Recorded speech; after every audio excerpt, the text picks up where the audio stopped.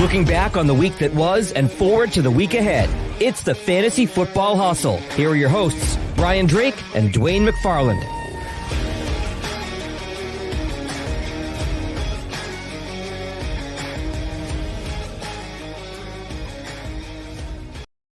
All across the fantasy universe, welcome one and all to the Fantasy Football Hustle, powered by Pro Football Focus. I am, of course, your affable host, Brian Drake. You follow me on Twitter at Drake Fantasy. Joined as always by the analytical assassin, Dwain McFarland of PFF.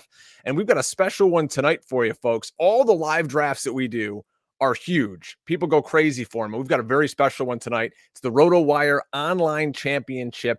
It's 20 rounds of fun, and we're going to be joined by our pal Nelson Souza of FTN Fantasy. He is a monster in the high stakes community. He's going to be drafting along with Dwain here, and the draft is already kicked off, Dwain. We're 3 picks in. There's some killers in this room, and you and Mr. Souza are going to have a fun time tonight. What draft pick do you have? We've got pick 12, but it is a third-round reversal, so that's a positive. That means in the third round, for those that don't, normally do those, it's not a normal thing you see all the time. We will draft first in the third round.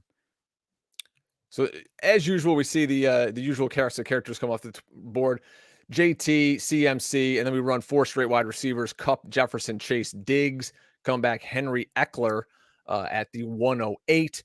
Do we have Nelson with us? Nelson, are you there? I'm here, guys. I just apologize. I can't get my camera working here in the hotel room. It's okay, right, man. It's the voice sounds good, Nelson. It's enough. We would love to see your beautiful face, but we'll just go with your soothing tones and the fact that you kick ass at freaking drafting fantasy teams. That's the main thing, man. No, I appreciate it. And I've got this laptop and it's got the built-in camera, and I can't get it to allow the permissions or whatever to for it to pull up. So I don't want to screw anything up here while we're drafting live right now.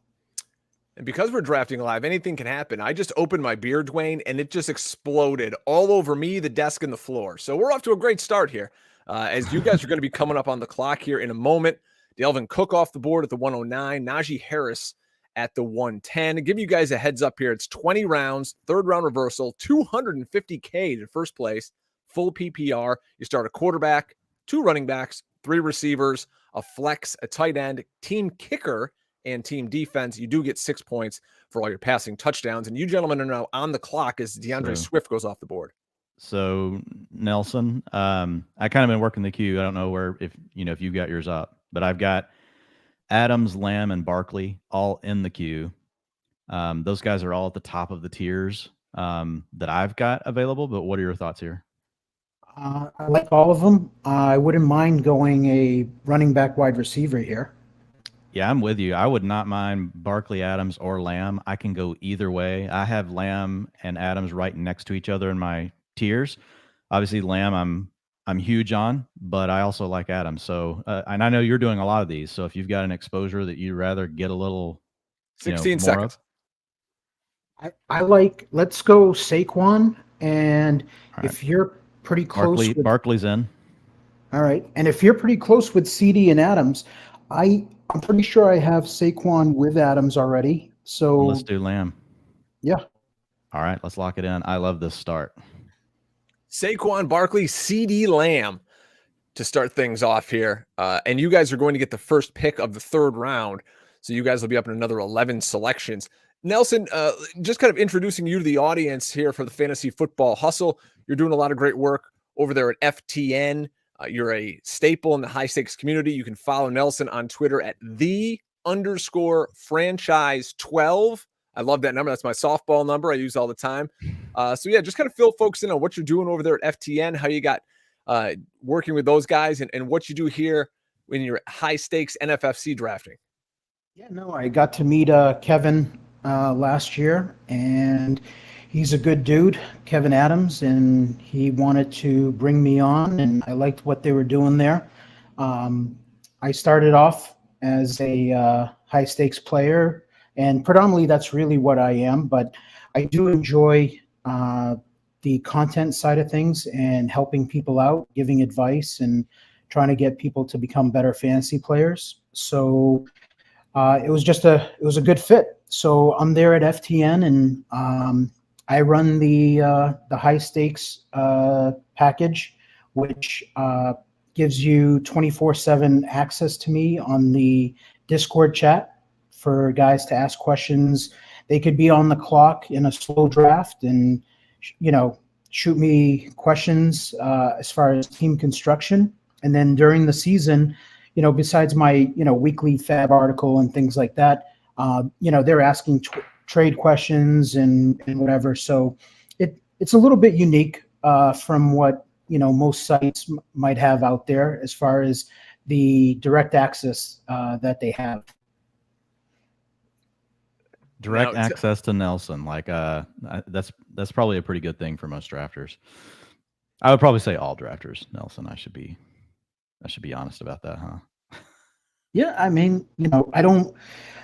The funny thing is, my Twitter persona comes off as a little bit of cocky and maybe sometimes obnoxious. I try to tone that down because actually in real life, I'm more of a, I'm a confident guy, but I'm more of a humble guy. I don't really like to talk about myself. So when people give me compliments, I kind of stay quiet and, it's hard. I don't think you have an edge in a bad way on Twitter. I just think you're matter of fact. I think it's fine. Yeah. But yes, you're right. Certain people, and I've experienced that in the past as well at times. And so, trying to make sure that we are, doing things in a way that, people like to consume, their information. But I've never taken it that way. And you and I have disagreed on many things in the past, and I never felt like, man, Nelson's a dick. Yeah, no, I always thought you were a confident dude. No, absolutely, and that's the thing. Like when we have differing opinions, and we're very strong-minded, and we're confident in what our conclusions are, and we're gonna battle. We're gonna kind of go back. It's gonna be a back and forth for sure. Let's catch everybody up on what's going on in this draft right now. After you guys took CeeDee Lamb, Devontae Adams went off at the 202, followed by Javonte Williams, Travis Kelce. It's different from some of the other drafts we do. This is not tight end premium. Joe Mixon off the board. So team 8 started running back with Eckler and Mixon. Deebo Samuel with his new fat bags coming in the middle of the first round here at the 205. Leonard Fournette, Michael Pittman, and then Aaron Jones and Travis Etienne. Wow, Travis Etienne, guys, sneaking in to the back half of round number 2 in these high stakes pools. I got a feeling we're going to see a lot more of that in your home leagues. I think you're going to see it more in the 3rd, 4th round. Does that surprise you guys seeing that high? No, absolutely not. Especially in a draft that we're promoting as much as Nelson and I talk about ETN on social media. Not to say that's the reason at all anyone did it, but for sure, can be a factor. So, hey, we've got George Chahrouri on the clock from PFF at pick 1. So you guys be nice to George. He's my boss. So he goes Tyreek Hill. All right, Nelson. Sitting here, I really wanted ETN, so that's obviously off the table. I've got T. Higgins as my next wide receiver in my tiers. I've also got AJ Brown close. We could also go tight end. Mark Andrews is still available, unless there's someone else you're thinking. At running back, James Conner's there. Breece Hall is there. I like both of those players. Don't have to have them right now, especially knowing that everybody's going to start 3 wide receivers. I'm kind of leading receiver here, but I'm definitely open. No, 20 seconds. I'm perfectly fine with Higgins here, being that it's not a tight end premium, and I like Pitts. I'm with you. He's my number 1, but I would go Higgins here. Okay, let's go with T. Higgins.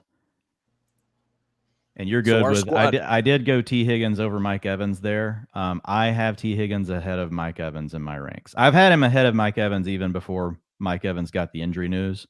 Before we knew that Godwin was probably going to play sooner, and then they added Julio Jones. I like Mike Evans, but really in my opinion, more of a high-end wide receiver 2 that's been getting treating more like a wide receiver 1 just because people have thought, man, he's just going to get all the targets early in the year. And I think there's just a little bit more question about that right now. A player I really like, but honestly, T. Higgins is the younger prospect, an ascending profile, checks a lot of the boxes that I want to see. Honestly, it's just a situation where when it's that close, I like to lean to the younger player. And that's just the way I typically do it. But Nelson, I don't know your thoughts there. No, I mean, I'm a high volume player, so I like mixing it up and doing different things and having different builds depending where you're at in the draft. So and they're close in the ranks. So yeah, totally fine with it. You guys mentioned Mike Evans. He came off the board immediately following your pick at the 302. So there was some news today. He's got a little bit of a hamstring issue. Doesn't seem anything too serious. How much stock, when you guys are drafting so much, do you put into these reports that come out of training camp about Mike Evans and, hey, a guy's going to miss a day or two here or there? Are we still that far out from the season where you kind of pay it no mind, or does this start really shifting your ADP with the day-to-day news? Let me start with you, Nelson. Honestly, I don't pay much attention to it. Actually, I shouldn't say I don't pay attention to it at all. I jot it down. I make note of it, but I definitely, this is the time of year right now that it's like overreaction city. And I try really to not let it bias my draft strategy and who I take, because once you start doing that and you're letting guys drop, you got to take advantage of the buying opportunity. So when things like that happen and there's like negative news, and I like the player, I actually look at it as a buying opportunity. Yeah, I dig that. That's something we've talked about a lot actually on the Hustle, Drake. Buying the dips and the news cycles and fading the spikes. Because here's what typically happens. Once a player spikes, one of two things, and it usually happens pretty quick at this time of year, per Nelson's point. Once the player spikes, they don't typically keep climbing. They'll climb whatever they're going to climb in about a couple of days. Now, you get some guys that are slow risers, but they're getting the constant good news. It doesn't all happen overnight.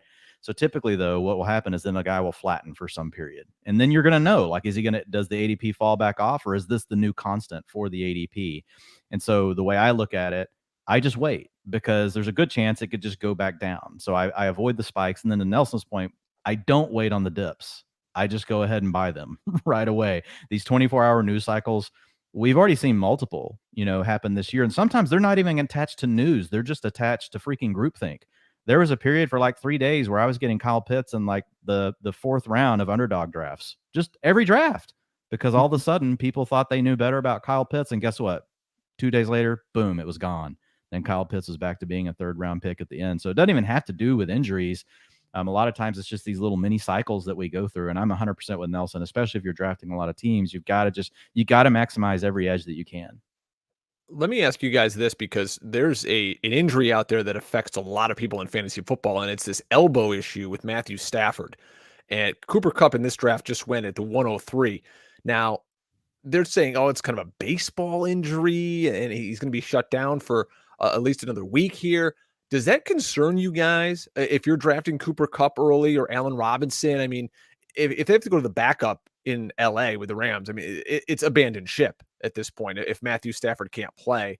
But so how far are you going to let this go out until it becomes kind of something on your radar? Like, okay, I'm bumping Cooper Kupp down. Dwayne, I'll start with you. Yeah, for me, this is another one, just like what Nelson said. For me, I'm monitoring this, but I'm not going to overreact to it. It definitely has my attention.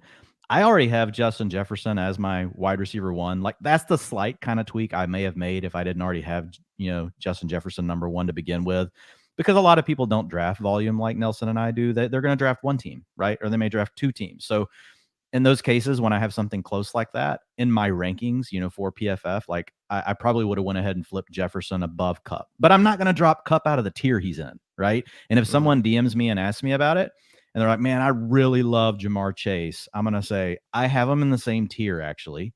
Yes, I have Kupp above. But if you feel more comfortable with Jamar Chase, just do it. Like, you're here to do what pleases you as the fantasy player while you can still win. If they're still in the same tier together, I love both the players. So that's also the other advice that I try to give. because, I also want drafters to have their own personality, in their drafts. I know ultimately we all want to win, but I also want folks to have fun doing it. And so that's the way I typically approach it. Like Nelson mentioned, jotted it down, definitely monitoring. If it's a tiebreaker for you between him and Jefferson, fine, lean to Jefferson, but don't overreact right now.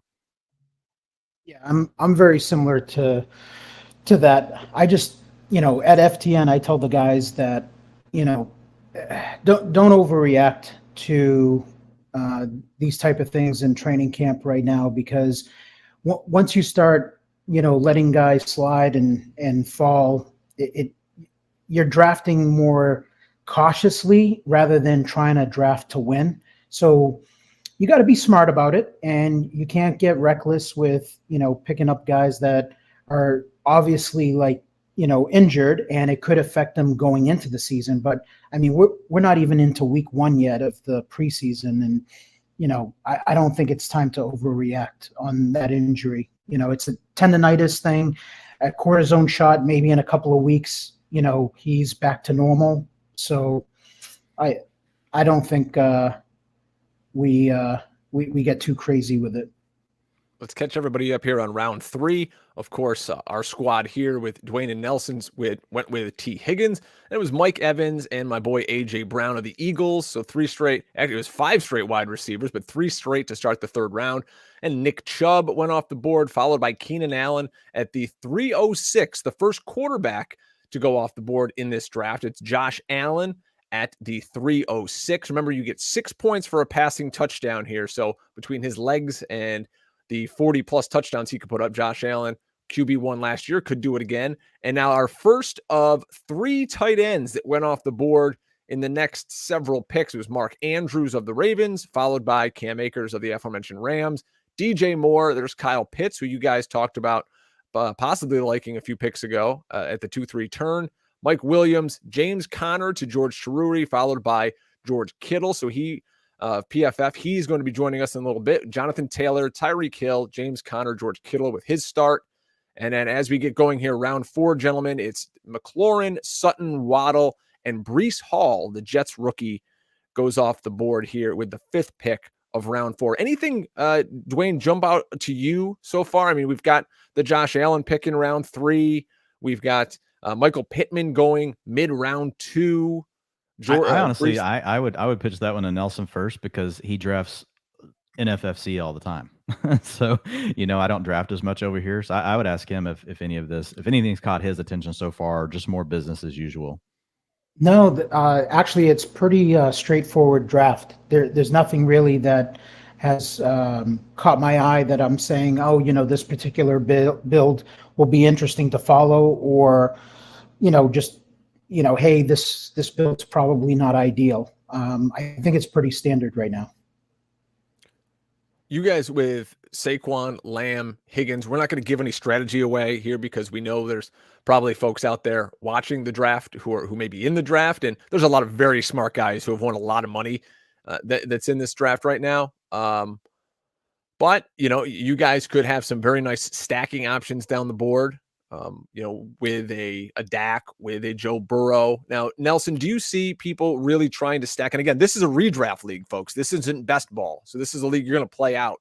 How important is it in the NFFC to stack quarterbacks with a wide receiver, with a tight end, and just really load up and put their eggs in that basket? That's definitely a strategy of mine. I try not to force the issue, but I definitely think when you're playing in such a large tournament like this, where you're trying to beat hundreds of teams come shootout time, which is weeks 15 through 17, you got to put up big scores. And to me, the fastest way to do that is if your quarterback and your wide receiver or tight end, or running back with your wide receiver and quarterback are he's scoring touchdowns, and which then there's correlation. Hopefully it's going to the right players, and you've got them stacked. You're just going to score that much quicker. Chris Godwin just goes here in the 4th round, where you guys have 2 picks before you go. Chris Godwin got on the field today. We actually saw some video of him catching passes from Tom Brady in camp, which is just amazing coming off the injury. So, Dwain, when you see Chris Godwin in that video today, they say they're going to keep it slow with him. But was that good news for you today? You think he's going to start shooting up draft boards? Yeah. I mean, look, he's ahead of schedule. That's all that matters. He's probably not going to be full strength by week 1, but there's a much better chance now that by the money weeks where we really care, there's a really good chance that Chris Godwin could be 90%, right, of his old self. And all these players recover differently. So it's tough to really put like what's the absolute range of outcomes that are going to happen here with Godwin. It was a late season injury, but yeah, I don't think there's any way to look at what happened and think that it's not encouraging. The team right before you guys, team 11, he's taking his sweet time. Maybe he's doing a live stream also. So you guys are going to be coming up here. I'll let you guys talk out. Allen Robinson is the pick right before you guys. So I'll let you guys now on the board for 2. So Nelson, here we go. I do not like running backs here unless you're talking me into something. I'm out. I think we're on receiver. No. I would be open to Darren Waller. I think he's a value here, but I don't need to force him. There are some tight ends I like later. So I like 2 wide receivers here. All right. Do you have anybody? So I'll just read to you like who I have in my tiers right here. I've got Metcalf. I've been kind of shy on him though, because this I don't need to explain to you. There's just a lot of shit bad about Seattle. But I've recently moved Michael Thomas up. I've got Allen Robinson. Allen Robinson just went right in front of us. 15 seconds. Is there someone else you want here? Is there someone you're really keen on here? And if you want Waller, I can just go ahead and take Waller first. No, to me, it's Bateman and Michael Thomas third. I like Bateman. I love Bateman. So I've got Bateman right here. I'm going to go ahead and draft him. He was in the queue.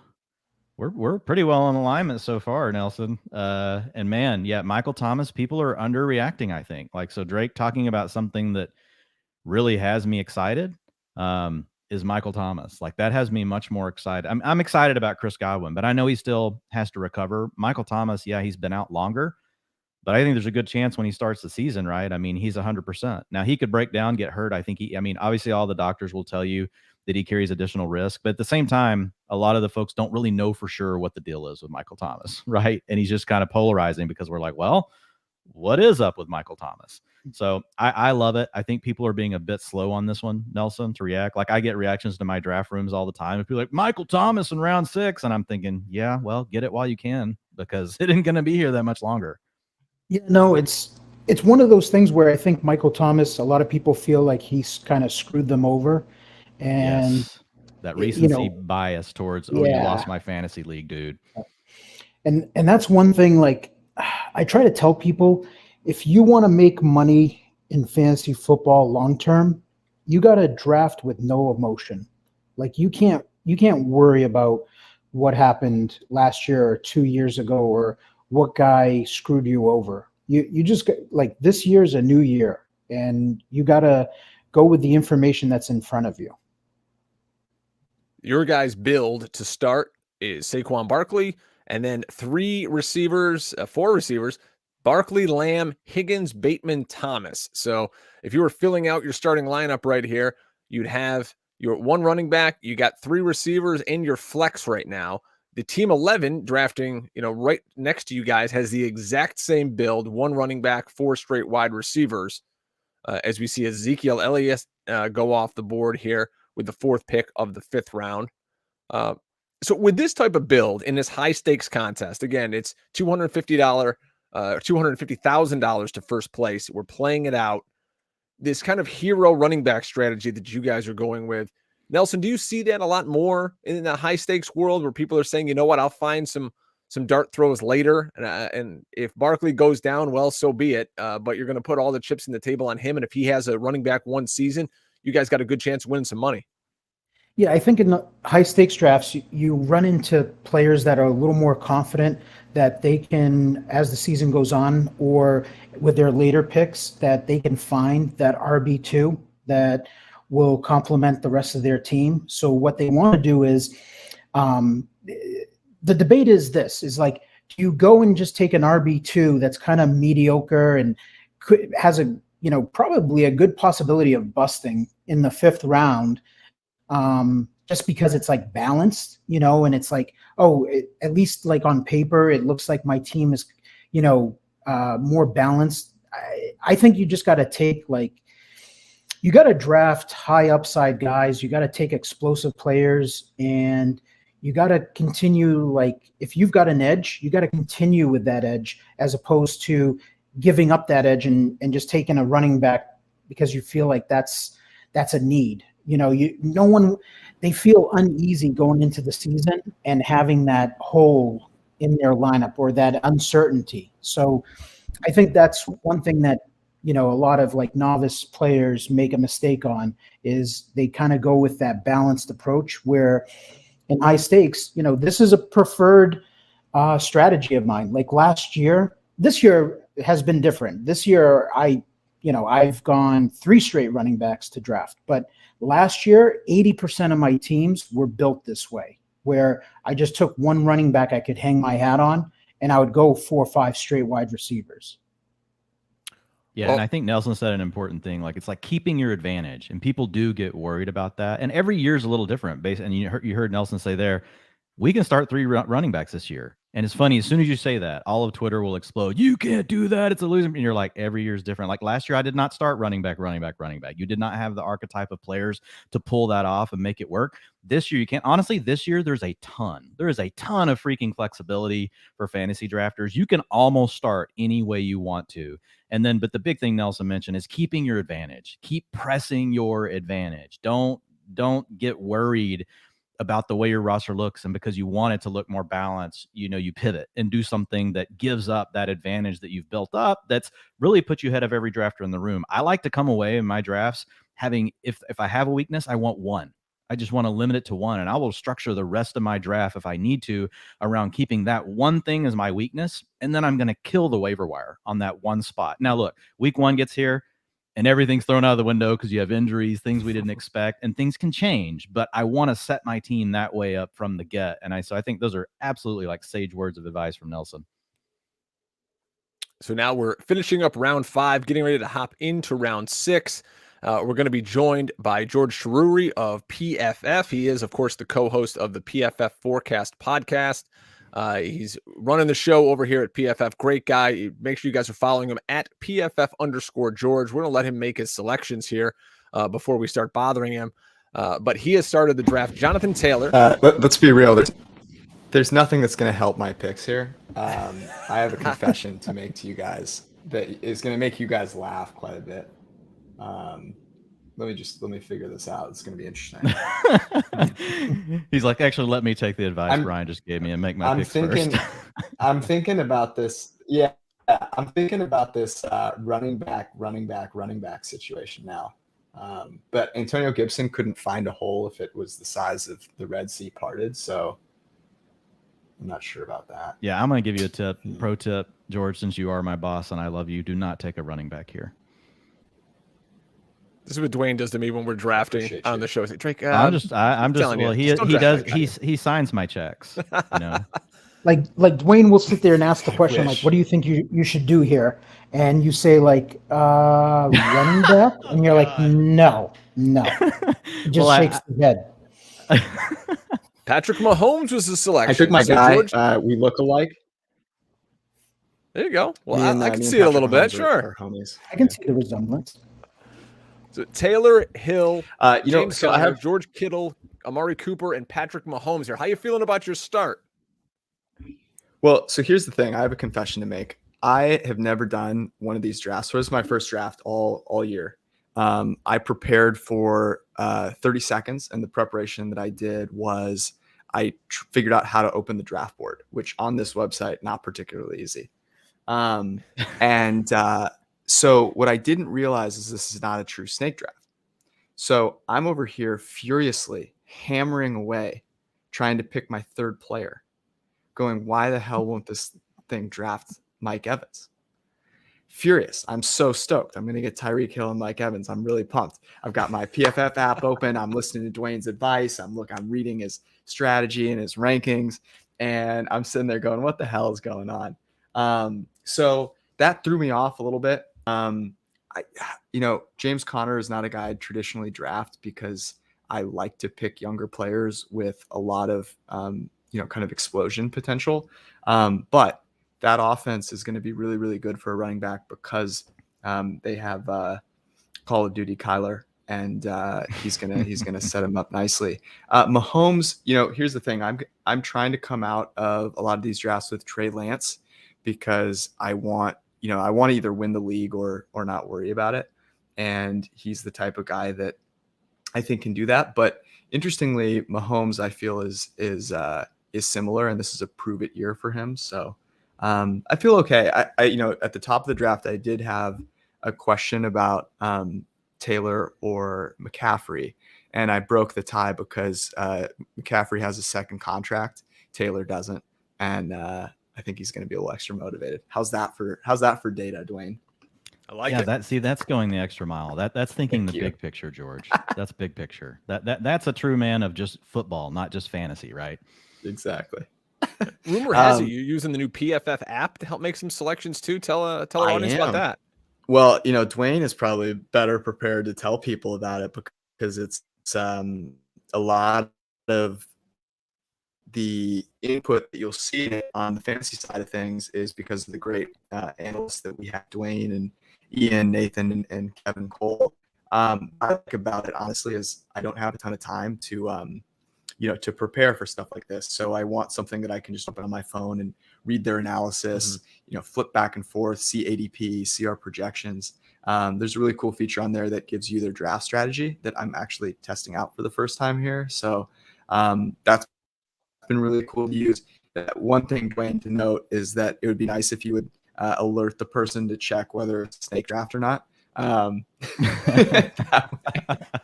way it is kind of rare to get the third round reversal, but yeah, okay. That point true. taken. All right, you guys are going to be on the clock here in a second. Team 11 is about to pick. So you guys, with your 4 wide receiver, 1 running back build, you're going to be on the hook here for 2 as we wrap around, ending the 6th and starting the 7th round. So I'll let you guys, Nelson and Dwayne, kind of take over and do your thing and select the next 2 players for this. I almost guarantee you, Nelson and I have never drafted together. We do DM each other. We definitely work social media together. We interact a lot. I guarantee you, Nelson knows like who I want to take with one of these picks, like an absolute I want. We'll see if he lets me, or not. But we'll wait till it's our pick. And Nelson, let's see if you can guess the first person. All right, Brandon Ayuk goes off the It's board. our pick. You guys. You're up. I'm going to say that you want to take a quarterback. Yeah, and there's only one at this point. Okay. So is that the one that like is a must-have? Look, I'm willing to kick it down the road. Like you draft more of these. So I definitely I lean in. How many of these have you drafted, Nelson? Like 60. 30 seconds. You know what the possibilities are. Yeah, keep us honest on time here. Like, yeah, you know who I would take if it's quarterback. But if you tell me we can wait, I will. 20. I say we wait. Okay, I'm good with it. 15. Who do you like here? 10. So I like Hunter Renfrow. If you want to get a running back, 5. I'm fine. Okay, we're probably going to take the quarterback because we're out of time. I'm going to take Kyler. All right. Take him. Minute again. Sorry. Another minute. Sorry. All right. No. It's totally fine because that's the guy. That's the problem when we do a live stream. We're trying not to give away our picks. Not that a lot of these other smart people even need us to do that. So let's just talk. Just as long as they subscribe to the YouTube channel. So who's available in my tiers that's still there? Devonta Smith, Hunter Renfrow. But if we want to go with the upside and then we want to stick with receiver, it's Kadarius Toney. I do not want any. He got taken. Oh, Tony went? Yep. Oh, yeah, he did. Okay, 30 my seconds. bad. I was listening to George. Okay, yeah, so he's gone. The guy I like here, it's one of 2 options. We either take a guy like Edmonds or Pollard. Okay, I got both in the queue. Yep. Or we 15. Or we keep the edge and go Treylon Burks. 10. Let's go Burks and see what happens here at running back if you want. All right, cool. Done. So Kyler Murray, Treylon Burks. Kyler Murray, he of the new contract. Treylon Burks, the new rookie wide receiver in Tennessee, filling in now for A.J. Green on the outside. He'll be paired up with Robert Woods, who has yet to come off the board here. So what do you guys feel about this start here? You don't quite at this point have a stack for Kyler, but he's going to run so much. I don't know if you necessarily need it. And it's not necessary, honestly, in redraft. Just like Nelson said, like it's nice to have those stacks at the end. but you're really just looking to stack. In redraft, you want to stack with your high quality options on your team. It's not like best ball where at the end you're going to be like, well, I could grab AJ Green. Like, AJ Green sucks. We're not taking him, period. Well, Nelson may tell me that we are, but like, you're not looking for those little edges like that could play out in week 17. Either you're stacking Kyler with one of the top guys on his team, and he does have plenty that you could stack with, and there are options that still remain. But I really like passing the running back there just because of how many guys have pushed down the board that are still sitting there, Nelson. That's what tipped me over to going wide receiver, with the second pick. Had we not gone, with Kyler, the other pick probably would have been a back, though. Yep. And like I said, I'm totally fine with going with this type of build because, Treylon Burks is that, high upside guy who, could end up being the alpha receiver in Tennessee, which, doesn't have the greatest defense, so they could be involved in a lot more catch up and shootouts. And he's your number 5. So bye weeks, injuries, things happen. So that's what I mean by like you're trying to still keep your edge there by taking that 5th wide receiver, even though he's a bench guy. And then running back, yeah, we'll figure out RB2 and we'll figure out tight end. Tight end to me is like, if you don't get one of the elite guys, there's going to be a diamond in the rough that appears every so often. But if you don't get one of the elite guys, there's so many guys you can punt back to that will put up respectable numbers where you don't get killed at tight end against the teams that went with like a Kelsey or a Pitts or an Andrews. And then RB2, we're just going to paint it green at some point and take a lot of, high upside handcuff running backs. Yeah. 20 rounds, man. We got plenty. And the of time. thing I love, sorry, go ahead, Drake. My bad. I was just going to run through round 7 here. So you guys did Treylon Burks, and then we went back-to-back running backs with Elijah Mitchell of the 49ers and CEH. Then Joe Burrow comes off the board as quarterback 1, 2, 3, 4, 5, 6, and then Hunter Renfrow and Russell Gage, a couple slot receivers, go back-to-back here in the middle of the 7th round. Tony Pollard of the Dallas Cowboys, Dwayne's squad, is off the pick next with the 7th pick of the 7th round. I want to get back to something George He was the mentioned. other name we had. I mean, you can say it. I mean, it's not like it's a secret. He was the other name that, I had at the top of the queue that we could take. And it's funny. People are done now. Like, people have actually just made the decision that they're going to reach around. They're getting smarter as draft season goes, that they're just going to reach around this tier of running backs that's really just a big dead zone that you shouldn't be touching. And this is the kind of stuff like we try to lay out in the articles. I even put out a Twitter thread on it today. That was basically just very simple guidelines for how to draft. And a big part of it is when you get to running back, like basically once you get done with like, if Breece Hall is gone in round 4, once ETN is gone, you're done. You're just waiting. You're going to wait till like round 8, round 7 before you even take another running back. I will say real quickly, what I love about I think quarterback is the play, especially in like round 6, 7, 8. But what it really depends on is like when your wide receiver tiers, you start to feel uncomfortable, right? You start to get to that point. You're like, man, and to Nelson's point earlier, being uncomfortable like can actually be a good thing. You need to lean into it and be willing, to make the selection. What I love about grabbing, the quarterback, one, I think Kyler Murray is the only quarterback in the league with realistically, and not saying this is going to happen, but we could say could pass for 5,000 yards and rush for 1,000. Like no other quarterback really has that in the range. Now, Josh Allen's going to score more rushing touchdowns. He's my QB1. I do have Kyler Murray as a QB2, but I think there's a very sweet spot for running for quarterbacks this year where you should pivot to them and you should just make sure you're maximizing that. And like, if you look at our roster, yes, we've beefed up wide receiver, but we also now have a really strong quarterback. Again, I only want to be weak in one spot. Now we might have been able, Nelson knows these drafts better than me. So we might've been able to punt, and had another really good, quarterback fall back to us. And there'll be drafts, where we can do that. But again, I think quarterback this year is just, again, every year is a little different based on the way things are falling. And I love getting quarterback in this range. George is back on the clock. He just took Devonta Smith with the last pick of the 7th round. My Eagles. We'll see what he does here with the first pick in the 8th, number 85 overall. Furiously pounding on that PFF software. Let me remind you folks, go over to pff.com. Use promo code PFF40. It's going to save you 40% off a PFF Edge subscription. A lot of great content over there. Dwayne, Ian, Nathan, and the guys. So use that code PFF40. Save yourself 40%. I mean, Jesus Christ. Go out and buy yourself some good craft beer. Stop drinking the Busch Light every night. George, is with the money 40 we just still going? He's still picking, man. He's taking his time. Sky Moore. I'm asking him if PFF 40 was still going. It's over. It is. It is? Okay. I thought it ended last Friday. Well, it depends. If not, folks, if you go and you can't use PFF 40, Drake, give them the alternate. We've got a hustle. Well, if you can't, because I'm on the article you just talked about, and it says on there. That's why I double checked it. I'm a company guy. Remember, if not, guys, use promo code Hustle. Promo code Hustle will save you 25%. Give it a try. If it doesn't work, tell them that George said it should work for you. Exactly. The way we do it is there's a guy standing at the door. There's a guy standing at the door. There's a guy. So my internet is incredible right now, which is why it's laggy here. But yeah, we have a guy standing at the door who just he decides kind of randomly whether you get the promo or not. I'm interested. So I went with Smith and Moore here. I was kind of emboldened by Dwayne and Nelson going with Burks.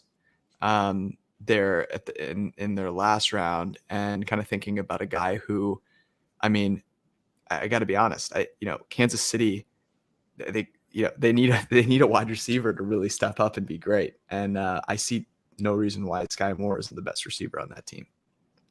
I love Sky Moore. He's my favorite chip to put on the Kansas City offense. Obviously, Travis Kelce's, and Mahomes but I mean, when you're thinking about the receivers, Sky Moore, George, like looking at the PFF data on him, a lot of people think, oh, well, he's this guy from this small school. Well, whenever you look at Sky Moore on what I call the NFL staple route, so we look across the NFL and you just kind of create a water line of the routes they use the most. And I just used the cutoff at 7%. And look, guys, it was kind of arbitrary. I looked at the data and I said, where does it like really drop off? And then we get all these routes that are like 1% or whatever. And so 7% was the cutoff. And so that's like your hitches, your crosses, your slants, your goes, your out routes, things that are part of every NFL offense. And if you look at their career for college, no wide receiver in this draft class had a higher yards per route run on those routes other than Sky Moore. He can only do what he can. Like, he just has to beat the competition across from him. I can't help that he played for a small school, but I think there's a really good chance, George, that you just got the number 2 passing target in the Kansas City offense, because we also like to look at these metrics, which you guys can check out over in the PFF app. It is so badass. There's a thing called Quad Force that Ian Harditz originally, he's the mastermind behind it. We came up with all the data that should feed it. Guess what, folks? MVS does not check very many boxes. Juju's been on the decline. So when you pair it all together, and then you just, obviously, you have freaking Patrick Mahomes in the Chiefs offense. I love the Sky Moore pick. The Juju slander is you and I could be fighting next week. By the way, what's going on, George? What I love is that what Dwayne just said is exactly what I read in the app about 10 minutes ago, and why I took Sky Moore because of that exact thing. And I think the point about him being the number 1, receiver target there, obviously you have Kelce, but wide receiver target is think about the draft capital they invested in.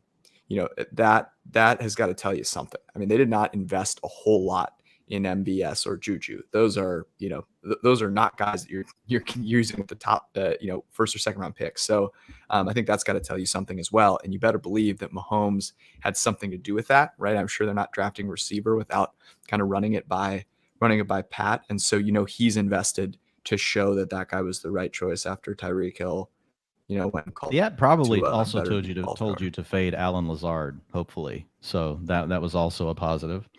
Alan Lazard may also fight you if you see him in Canton next week. If Alan Lazard ever sees me in public, he will probably shoot me in the face. Let's just be honest. Like, my life is probably, not that he would need to. He's way bigger and he's an NFL player. Like, he would just he would just obliterate me without any help from any sort of weapon. But I love Alan Lazard. I just don't like his ADP. Let's just put it that way. As close as Alan Lazard's ever going to get to the Hall of Fame is fighting you in the parking lot next week at the Expo. So, all right, you guys are going to be on the board again as soon as Team 11 makes their selection. Remind everybody you have Barkley, Lamb, Higgins, Bateman, Michael Thomas, Kyler Murray's your quarterback, and Treylon Burks. So I hate Team 6. I hate Team 6. I don't know who you are. I love you in real life, but right now I hate you. Pollard and Cook back to back. I'm about to give I would give the double birds, but I'm going to be nice, because you might be a PFF subscriber and George. They use promo code Hustle. They save 25%. Exactly. So Nelson, I don't like what's happening at running back here. Yeah. But these guys are falling at this point to where, and that was the one I honestly would have taken. Antonio Gibson. He at least has the passing down profile. I hate the freaking situation. J.D. McKissick's going to steal the 2-minute work, but what are you thinking here, man? I am also open to a tight end that I actually think does have ceiling, similar to Kittle and the other guys. He's the only one left that I think really does have it. I think we can say it at this point. I think you like Goddard, right? I do. Dallas Goedert for sure. I was going to say Ertz to pair with Kyler. I like Goddard's upside more, even though we have Murray. Yeah. Okay. I like. You're good with it. It's just, man, the metrics scream like he's the one guy down here that if things break right, he could actually still be Kittle. He could actually still 15. be Kelsey. Let's take him. Okay, so I'm gonna go ahead and I'm gonna let the clock drain down and take Goddard. Let it drain down. Let's take him. Listen to your sweet tones in my ears. Tell me what we're doing at running back. Running back, man. It's. I know. This is how far is Josh Jacobs falling right now, and we're still like F Josh Jacobs, pick 49. Yeah, we're still honestly at this point, it's not bad, man. Like he's gonna be the Dameon Pierce of the offense. I mean, we're getting him. I don't ever draft Josh Jacobs, and so you can also tell me just no. Josh I'm Jacobs okay and with Dameon Pierce. All right, 40 seconds. Listen, I'm sorry, not Dameon Pierce, Damian Harris. Damn it. Yeah, Damian Harris. I'm trying to find excuses not to draft him, but it's 9th round, and this is just our RB2 until we get a better one. We need somebody to fill the hole. I think he can do that early in the season. This is 20. Look, man, I wanted James Cook. I'm not gonna lie. James Cook is my freaking dude. So you good with this, or do you want to go with one of these younger guys like Kenneth Walker? No. Let's go with. Just take James. The value. This is honestly, this is, and we talked about news cycles earlier, and so we don't really on players we don't necessarily want, but at the end, like this is too far down for Josh Jacobs. This is the narrative. Oh my God, Josh Jacobs played last night. Guess what, folks? Every freaking running back, all the starting running backs for the Raiders played last night. It wasn't just Josh. It's not like Josh Jacobs played and they sat Zamir White. It's not like Zamir White dressed for the game and then went and stood on the sideline with a cup of water or a Gatorade while he watched Josh Jacobs and thinks, yep, this is my job. Like they all played. Yeah. So I think Jacobs is still the lead back. It's going to be nasty. It's going to be a 3-way committee like New England. But look, it is a shootout division. 56% of the games projected for 50 points or more right now over on Superbook. They belong to the AFC and NFC West, who play each other. And so Josh Jacobs at a minimum, the Raiders have to score points. He's going to have a shot to punch things in down around the goal line. So I think he could give us value based off of that alone, Nelson. He at least gives us a Band-Aid for now at RB2 at worst. It's 9th round. And if we can get even anything close to what Damian Harris gave us last year, I think that's becomes a slam dunk pick. Really, I still think he's better than Damian Harris as a player. Like I like Damian Harris is like people are banging on Harris because they like Ramondre Stevenson, but they're pretty similar actually. They're physical backs. They can make you miss. They can run over. You're not going to run away from a lot of people, but run with a lot of intensity. Both of them have a tendency because they run that way to miss games, to miss periods of games. But I like the Raiders offense a little bit more. I don't know your thought. I like the offensive line a little more for the Patriots. George probably has something to say on this too. So, yeah. I mean, with Harris, he was actually a guy that fit my builds last year because he was going like in the 7th, 8th round. And that was kind of like the spot where I started taking my RB2. I did like your guys' pick of Dallas Goedert with the last pick of the 7th round. I mean, if you look at what the Eagles are going to do this year, they're not going to be as run heavy as they were at the end of last season. I mean, they're not going to be as pass heavy as they were at the beginning of last season. They were 63% throwing the football weeks 1 through 5. They switched their offensive coordinator, Shane Steichen, now calling the plays for the Birds. But as I'm an Eagles fan. Everyone knows who listens to the show. Reports out of camp is the offense, number 1, flows through A.J. Brown, but number 2, the safety valve is Dallas Goedert over the middle. So whenever there's pressure, that's where Jalen Hurts is looking to Dallas Goedert. I think you guys got to steal with him as tight end 8 off the board. Yeah, by the way, Drake's takes, baby. Yeah. By the way, I do have Dallas ahead of Ertz. I was just making mention of it because of the stack possibility. Yeah, and I am with you. Like I have them together.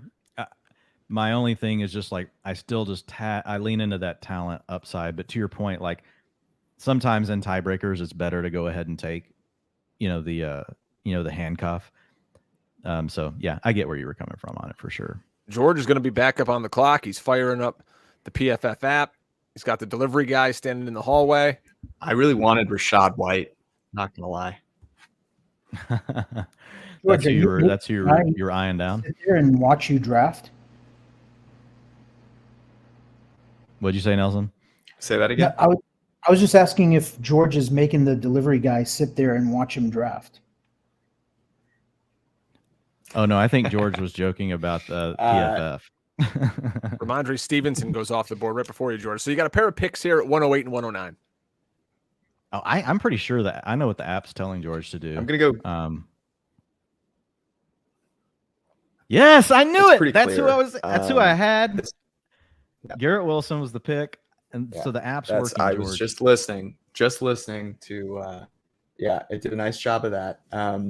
And now, it's interesting. I wanted to go with a running back that had a lot of upside, because right now, what are you taking a safe pick for? And that was White for me. So now it's a little trickier. Now George has to pivot. 30 seconds. I do. The good news is you got two backs. You got a quarterback. You can do anything you want here with your build. I know.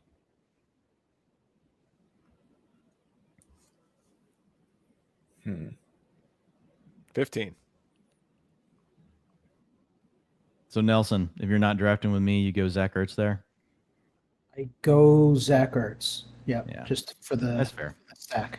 I don't think it's I have him close enough that I wouldn't think it's a reach, and I'm not compromising the upside of my team just for the sake of stacking. Yeah. George took Christian Watson, the rookie out of North Dakota State, for the Green Bay Packers. So he's got tons of young upside here. As your last four picks now, you have second-year wide receiver Devonta Smith, rookie Sky Moore, you have rookie Garrett Wilson, and you now have rookie Christian Watson. So you're pulling, something out of your hat here. One of these guys got a hit. The receivers the last 3 years have come into the league and done a really, really nice job. So, I think about the teams that these players are on. And Christian Watson, you're telling me that Aaron Rodgers is going and doing a podcast tour talking about finding self-love and then going to go hand the ball off, 40 times a game. I don't think so. I think he's going to go out and want to prove the people that are making fun of him wrong. And Alan Lazard, everyone loves Alan Lazard. I would like, not Dwayne. I don't really see it. I just don't see it. It's probably because you're reading what I have written in the app. It's hard. It's hard if you're reading that. You have to switch over to Yankees analysis or something. He might like Lazard more. MVS goes off the board, and then a pair of quarterbacks, Russell Wilson and Trey Lance. Trey Lance, guys, he is really that kind of chess piece this year that everyone's going to say, listen, if you're going to win the league, just draft this guy 8th, 9th, 10th round. Even if he's not, I'm fine taking him, even if he's not your starter. Just have a piece of this guy, because if he blows up, he's going to blow away the field with what you have in front of him. It's not like the guy at Team 7 who took Josh Allen in the middle of the 3rd round. You're getting Trey Lance in the 10th, and he's going to run for 1,000 yards. Yeah, and this is what Nelson was trying to advise me on earlier when it was my fault and I did not have our queue organized well enough. Waiting on quarterback is because of we could have gotten Lance in round 9. And that's a total arbitrage play, right? On a guy like Kyler. He's not going to throw for as many yards as Kyler Murray, but if things click with the weapons he has, oh my God. I'm just looking at these guys fly off the board. Our running back queue is getting pounded, Nelson. It is. There's still a couple of guys, though, that I like, some high upside guys. So let's see if they get cleaned up here. It's a pretty sharp room. They're steering around the things I don't want, and they're drop kicking me in the face, taking the things I do want. So it's usually not no self-promotion or anything, but like, it's just a sharp room, so it's like a lot of times I'm in rooms where this is not, you don't even have to think about this, even over in mid and high stakes drafts. So hat tip to like all the drafters in here tonight. So those are the three guys I like that are at the top of the queue. Okay. Yep. We're in alignment. I like the fourth one as well. I know that it's, they all obviously have some tricky paths to how they get there, but I like all four of those. Mm-hmm. Yep. Matthew Stafford and that wonky elbow, round 10, pick 10 to team 10. I'm worried about that. I'm telling you, that really bothers me, seeing and that that's elbow a injury second this early. quarterback, though. I don't like that. When I have Lamar Jackson, I'm not going Matthew Stafford in round 10. Like, I put my chip on Lamar Jackson in round 6. I'm going pedal to the damn metal here. I'm not taking Stafford. Now, drafter in team 10 might be a lot smarter than me. So, I mean, we'll be laughing maybe when Matthew Stafford's in the lineup for the winning. Too. Yeah, could be, because you got team 11 sitting here waiting. Dwayne's getting all touchy-feely now because he blew up a guy's spot in a draft we did earlier last week and just destroyed a guy. And then afterwards he texts me, he goes, I feel bad about that. We should. I know. Let's be honest. I told you, I said I was a complete fucking dick and I shouldn't have done it. Like, we should delete that show. He does it with such dulcet tones. It just doesn't feel that mean. It's like I didn't even realize that he was ripping Team 10 apart. Then I looked at Team 10 and I have no place to say anything, but I was kind of surprised by some of the picks, which probably means he's gonna win. Fellas, you're up with 45 seconds to go. Nelson, I'm good to pound 2 of these backs that we have here. I definitely want the one you have at the top, so we want to go ahead and take him. All right, so we're in agreement there. So let's we got 30 seconds, so let's talk about the second guy. Yeah, so here's my thoughts. I think Madison is strictly a cuff. I think Gainwell gives you some PPR potential value without having to necessarily hit on his full, upside. Could Gainwell just steal the job? I do think 10 seconds. What? Could Gainwell just steal the job? I don't know. Oh, by the way, go ahead and take. I've got him. Yeah, I've got him. Darrell Henderson. So I think the thing with Gainwell is it's in the range of outcomes, but to Brian's point, I think if that happened, like best case, it's still going to be a committee. So that's the challenge. So I think the other guy you have at the top of the queue here does give you the most, like, if something happens, upside, this is the player you want. So, I mean, I'm definitely on board with it if we want to move forward with him. Yeah, because, I mean, we already have Jacobs as part of a committee. I want the next guy to be here is if there's an injury, we're not rooting for it, but the only way he supplants Dalvin is if there's an injury. So, but he gets all of it. Yeah, there is some noise about Kenny Nwangu. He's good. He's right. A good player. Yeah. But I still think it's mostly Madison. All right, let's do this. Yeah. I'm good with it. I don't have a lot of Madison exposure, to be honest. Like, just it's not me against him. He's in this tier. It's just the way my drafts have fallen. It hasn't. He's either been gone or when he's been a value, there's been a value I've needed at another spot, if that makes sense. So actually, it's good to add him to my portfolio a little bit here, like because I'm far lower than what I usually am on Madison. I honestly love what you guys did getting Darrell Henderson there, and Kenny Gainwell goes immediately afterwards to Team 11 next. But yeah, Darrell Henderson, you look at, you've got Cam Akers coming off that Achilles injury. He didn't set the world on fire in his return.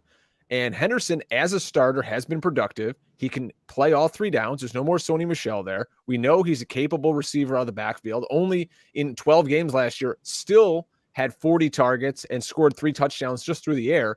So in that offense, I love getting a piece of that. Darrell Henderson could get 40% of the carries there easily. So nice job on that one, guys. Appreciate Michael you, Gallup off the board. I've pretty much been on a hard fade with Gallup. Anywhere around this spot. Oh, it's Team 10. I'll just be quiet. Sorry, I don't want to do this again.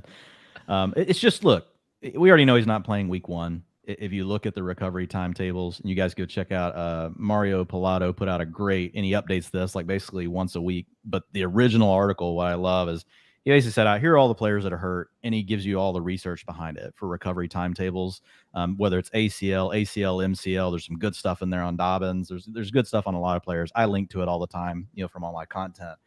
But the thing with Gallup is he's still not practicing. He's already said he's not going to be out there week 1. He could still land on, it could be a deal where he's on the pup to start the season. And look, Gallup has been okay, not great. He plays in a good offense. So what is potentially 80% of Gallup, this year? So if I'm taking Gallup, it's typically only later. Obviously, there's going to be targets available, right, with Amari Cooper gone, and they'll welcome him back with open arms once they can get him back. But I just struggled to pull the trigger on Goddard until more like around 13, 14-ish. Now, this is a format where receivers get pushed up because, you have to take 3. You have to start 3, and then you also have a flex. But I don't know what your thoughts are, Nelson. But I've got – basically, if you're following my tiers, you're not drafting Gallup right now. I've got him so far down like he won't even be on your board. No, he's buried on my rankings, so not really interested. The guy that just went at wide receiver is the kid that I think has some juice, yes, and has potential to take on. Yeah. Tolbert's a great down the field weapon. It's coming out as an older rookie, which isn't always typically good. But again, another small school guy. And if you go back and look at these small school guys, a lot of times they are older, and it's because their agents will even tell them, like, dude, don't come out yet. Like, get another year on film. It's so that's part of the scenario. So sometimes I kind of just brush off when I hear people, well, he's a 24-year-old rookie. Well, I mean, he went to a small school. Like, so you want to get as much film tape as you can. You're trying to impress these execs in the NFL. And Tolbert did that. He got a round 3, draft grade. That's where he went. And he is a vertical down the field player. He can win contested catches. He can get over the top. He can do a little bit, underneath as well. Looking at his PFF data, like one of the more explosive down the field weapons in this draft class. So to your point, Nelson, he gives you juice. And I like players on offenses that we know run a lot of plays, that have a good quarterback. You get that with Dak. You get that with Dallas. And we also have the opportunity open, right? And then we have a talent profile we like. So you're kind of getting a perfect mix of a lot of little things that come together to make Tolbert a target around this range of drafts. It all comes back to CeeDee Lamb. When you talk about Gallup, you can talk about Tolbert. You guys took CeeDee Lamb. Yeah, I've tweeted it out this week. CeeDee Lamb's going to be a top 5 wide receiver. If you look at just if this Dallas offense stays the same, and they're first in points per game last year, second in yards per game, 5th in pass attempts per game, he just needs his touchdowns to come up. That's what killed him last year. The kid only scored 6 touchdowns. So if those come back up, and let's say he scored 10, he would have been like wide receiver 8 on the season last year with just a few more touchdowns. I'm an Eagles fan. I'm not hoping for Cowboys touchdowns, but for CeeDee Lamb, I'm pulling for it. George is on the clock. His first selection of the round, Michael Carter, the Jets' second-year running back, and he's got the app smoking over there trying to come up with pick 133. That was the other running back we had in our queue. So, again, the app's doing its job. He takes Ronald Jones. These are two fades of players that I'm obliged to fade. So the first, Michael Carter, is somewhat a fade of Breece Hall, who people got very mad at me for talking about how the Jets, shouldn't have taken a running back that highly. But I actually really like Michael Carter. His PFF data is really solid. He breaks tackles, he catches the football, and they're going to need weapons over there. Ronald Jones is a Clyde Edwards-Helaire fade, and I have very little faith in Clyde Edwards-Helaire. Very little. And to be fair, George does not. I don't think it's against Breece Hall, right? It's more of a at PFF we have to be on brand, and you shouldn't spend a high draft pick on a running back, I think is essentially what George is really saying. And what if this all comes back to Zach Wilson sucks? Well, he did. He doesn't anymore. I actually, in fairness, I have some capital allocated to the Jets over. So I'm not fading the Jets overall at their price. And the Breece Hall thing, it's always tough when you talk about that, because I've played fantasy way longer than I've bet on sports, and you're never betting on a team because of a running back, but you're so used to, from a fantasy perspective, really liking those young running backs with upside. I still remember so fondly the time that I took a shot on Adrian Peterson as a rookie, and that was like one of the things that made me fall in love with fantasy football to begin with. So it is really interesting where our sport is, because a lot of the sharpest people in the sport either play fantasy or bet, right? And a lot of them do both. And so it's a really kind of interesting place to be, where they have a lot of value in certain contexts, and in others, they just don't have any value. I'm going to reset things for everybody here. It is the Fantasy Football Hustle. So the Rotowire Online Championship. So happy that our pal Nelson Souza of FTN Fantasy let us hop in a draft with him. So Dwain and Nelson are going at it. They're picking from the 12 hole. George Chahrouri at PFF George is picking from the 101. He's the host of the PFF Forecast podcast. So go check things out over there. Nelson, do you do any pods weekly or anything to promote in that sense? No, I do actually. With Maddie Davis, we do a weekly podcast, Primetime Fantasy. So you could definitely check that out. We're all about pushing the pods here. And, if you're pushing anything and you're Julio Jones, it might be a walker. He comes off the board here, middle of the 12th round. Picks are flying fast and furious. Let me catch everybody up here on round 12. After George took Ronald Jones, it's my sleeper of the year. He might sleep all the way through the season, though. Devontae Parker, followed by Joshua Palmer, Jarvis Landry, Khalil Herbert, who news came out he might be getting a little more work in Chicago. Julio Jones, the newest Buck. Irv Smith, the tight end we talk about a ton here on the show, went to team 7, followed by Jacoby Myers. So 2 Patriots wide receivers here in round 12. James Robinson, he's back. He's healthy. He's got Doug Peterson coaching him. That always means a committee approach. So he comes off the board. And Dwain, team 10, your nemesis, McCole Hardman. We were just talking Chiefs wide receivers. He takes the I will call him NWO Tyreek Hill. Team 10 is struggling. It's kind of like what was with Susie Colbert with Broadway Joe. I love you, and she's like struggling, struggling from pick 10 right now. But you know what? We love you. You may have a PFF sub, and hey, we got an app. We can help with that. I just got a DM from Team 10. He goes, "This is Ian. I'm just fucking with you, Dwayne." You know what? That's totally something Ian would do. But he would totally be kicking our balls in down here on the other end of the draft. I will promise you. You guys are on the clock. All right, Nelson. I know you've been filling up the queue. I threw a few names in. Talk to me, Goose. All right. I really like the third kid, the third one down. And this soon, huh? I don't know where he goes here. I mean, he's gonna go off the board just because of the hype. And I know we talked about, buying opportunity and things like that, and guys falling and guys moving up. But after like the 10th round, I really don't care. Like 20. I'm just taking my guys. So that's the only guy I'm gonna pound the table for. And then you pick the other guy. All right. So I like the guy at the top of the queue the most, but let's split it. I think going RB is still the right move here. So I'm going to go ahead and get the first one. Thank you, Drake. Okay. Love the countdown. Very helpful. Isaiah Pacheco, running back for the Kansas I'll be City honest, Chiefs. I hate streaming this live because when we just record it, I like it. Great. Everybody's here and we're having fun. But when we record it and then we post it, we don't have to do this. Nelson and I get to talk about our picks all the way up, and we're talking it through as we get here, not like on this like condensed timeline. That's the tough part. And we've never drafted before together. Yeah, so I think we're doing pretty well, guys. That's show business, okay? That's true. That is true, George. All right. So you're good with the other guy I've got here? Yeah, for sure. All right, cool. Let's do it. Oh, you sons of bitches! God damn it.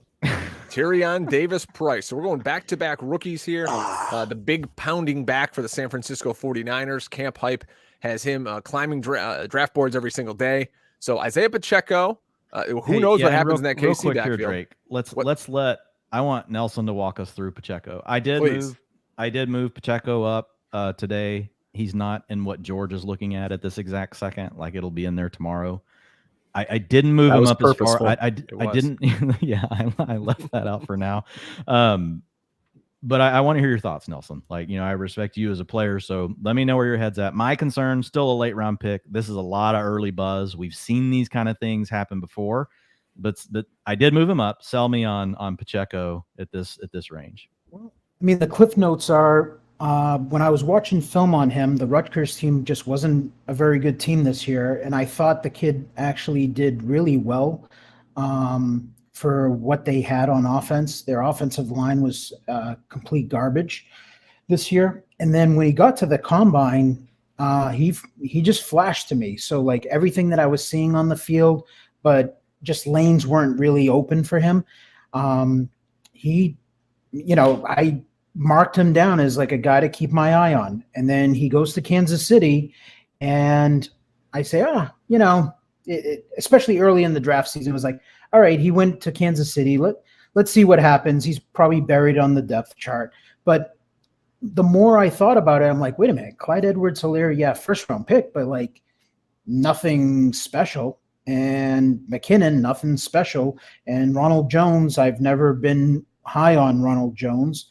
So, and maybe it's the hype getting me a little bit this week in camp, but he's been getting when you turned. hear the buzzwords that the guy's getting to play in passing and rushing situations, like that's the thing we haven't had in Kansas City, right? It's always been like, we thought that would be Clyde Edwards-Helaire, but it's been like, nah, just kidding, Clyde. Like, go take a seat. We're going to let somebody else handle early downs. You're going to be our passing down, but just kidding. We're actually going to bring Jarrett McKinnon and let him do that. I tell you what, Clyde, like we'll let you run it between the 20s in this pass heavy offense, and we're going to let the other guy that nobody's ever heard of score the touchdown, and the other guy that nobody's heard of is going to catch the passes. So I do like the fact that, man, if he is somehow an every down back in the Kansas City offense, like that would be nuts. I think I like Ronald Jones as an early down guy. I think like he could easily score 10 touchdowns in this offense. But to your point, I think Pacheco, I don't know, I'm a little leery, but I have moved him up. But I do like that. I like the aspect that, like, what if someone actually got to be the every down option, in this offense? Mm-hmm. And he was a guy in college who, let's be honest, Rutgers is second only to Syracuse here for being the worst team on the East Coast. And I mean, he didn't set the world on fire at all. I mean, he ran for over 700 yards once. That was his sophomore season. Never did much as a receiver, but much maybe like a Kenneth Walker. Maybe he can do it. He just wasn't asked to do it. His junior year, he had 19 receptions. So he got to play a lot all 4 years. We'll see what he can do. If anybody can get something out of a shifty little running back, it's Andy Reid. Just look at what he's done over the years with the Brian Westbrooks, Corral Buckhalters of the world, LaShawn McCoy. So he knows how to get these guys. Imagine if you could only do it with Clyde Edwards-Helaire, but we digress. It's camp hype round. We go Pacheco, Romeo Doubs goes off the board, Wan'Dale Robinson off the board. Like it's that time in the draft. So to Nelson's point, like he's got a good read and a pulse on how these things go. That's why I lean into smarter people than me that know the environment. And so I think it's a good call. He probably wouldn't have came back. I don't think he was coming back. All right, George, we're a pick away from you, and your back-to-back picks in rounds 13 and 14. We're 155 picks in right now. And Jamal Williams goes off the board of the Detroit Lions right before you. So you're on the hook for two.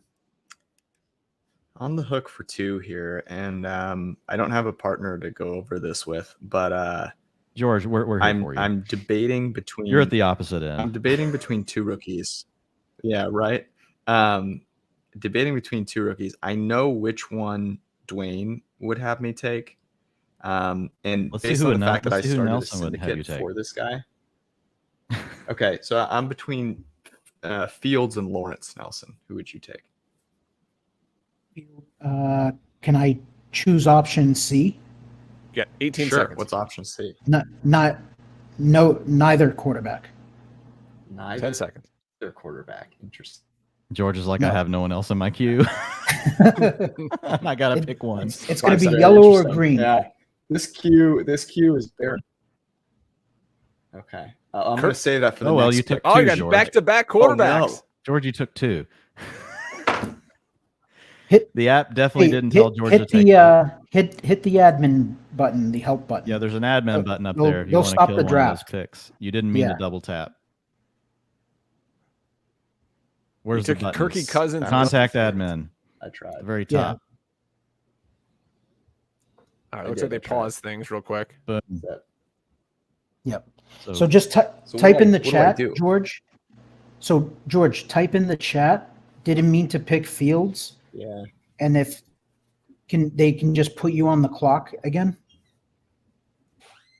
Or you could say didn't mean to pick Cousins. Yeah. I think that's what actually happened. But Yeah, he was that's your fine. auto, but they're not going to reverse an Yeah. auto. No, I tried to take Fields. Yeah.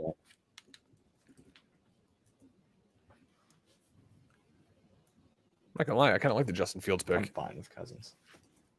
Well, Fields does give you Fields does give you the upside where Nelson. Oh, then the Fields pick happened. Oh yeah, Right. So I was tapping on it. Oh yeah, so he just wants to know who after you that. want besides Fields. So you get Fields and who else? Let's see here. They have live moderators in all these drafts. Raheem the Dream Mostert. Ah, Mostert. There you go. They say he's the fastest guy. Yeah, at camp. and the thesis behind Mostert.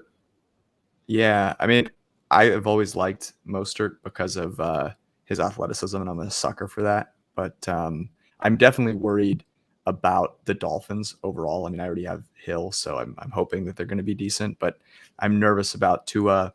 I'm not a huge fan of their offensive line, even though they've invested in it a little bit. So we'll see. This is a decent sized bet on McDaniel, right? To be able to kind of come in and fix hey, that look, I offense a like little it. bit, I know a but lot of people with the thought Jets. You saw that. No, go ahead, Go ahead. George. Sorry, I thought you keep going.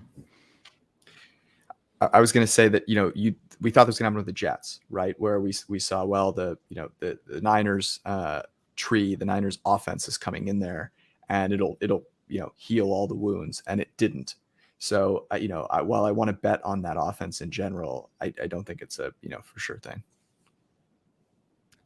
Yeah, I think the thing with Mostert, like I know I hear a lot of people talk about Sony and how it's just a big committee. Like honestly, like I love Edmonds. If people have read my strategy stuff, it's gonna point you to Edmonds, especially the way you can build in drafts. And Nelson and I did discuss him earlier.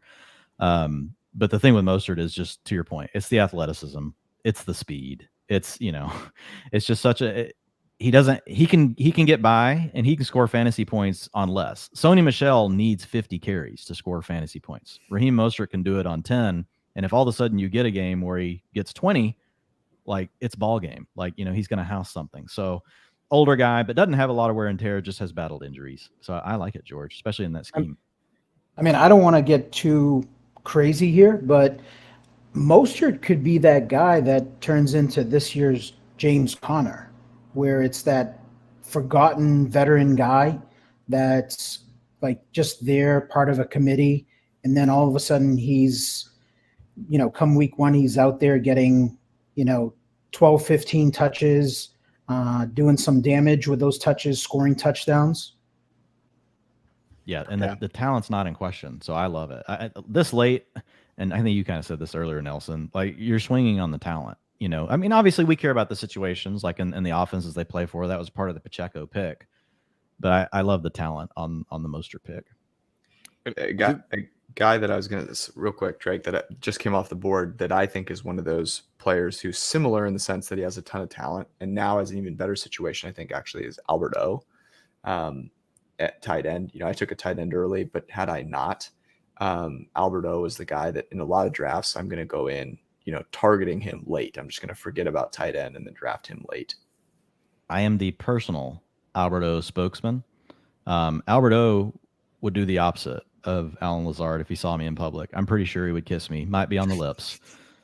I know Lazard would definitely just punch me in the face. So I mean, I try to balance things out. Let's see what Team 10 does. Let's see if if they can get back in the good graces here. Well, we got have they made a pick 9 that you like? I thought early on it was fine.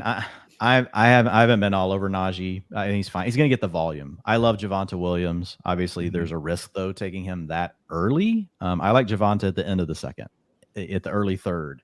So I think there's some opportunity cost taking Javonte that early.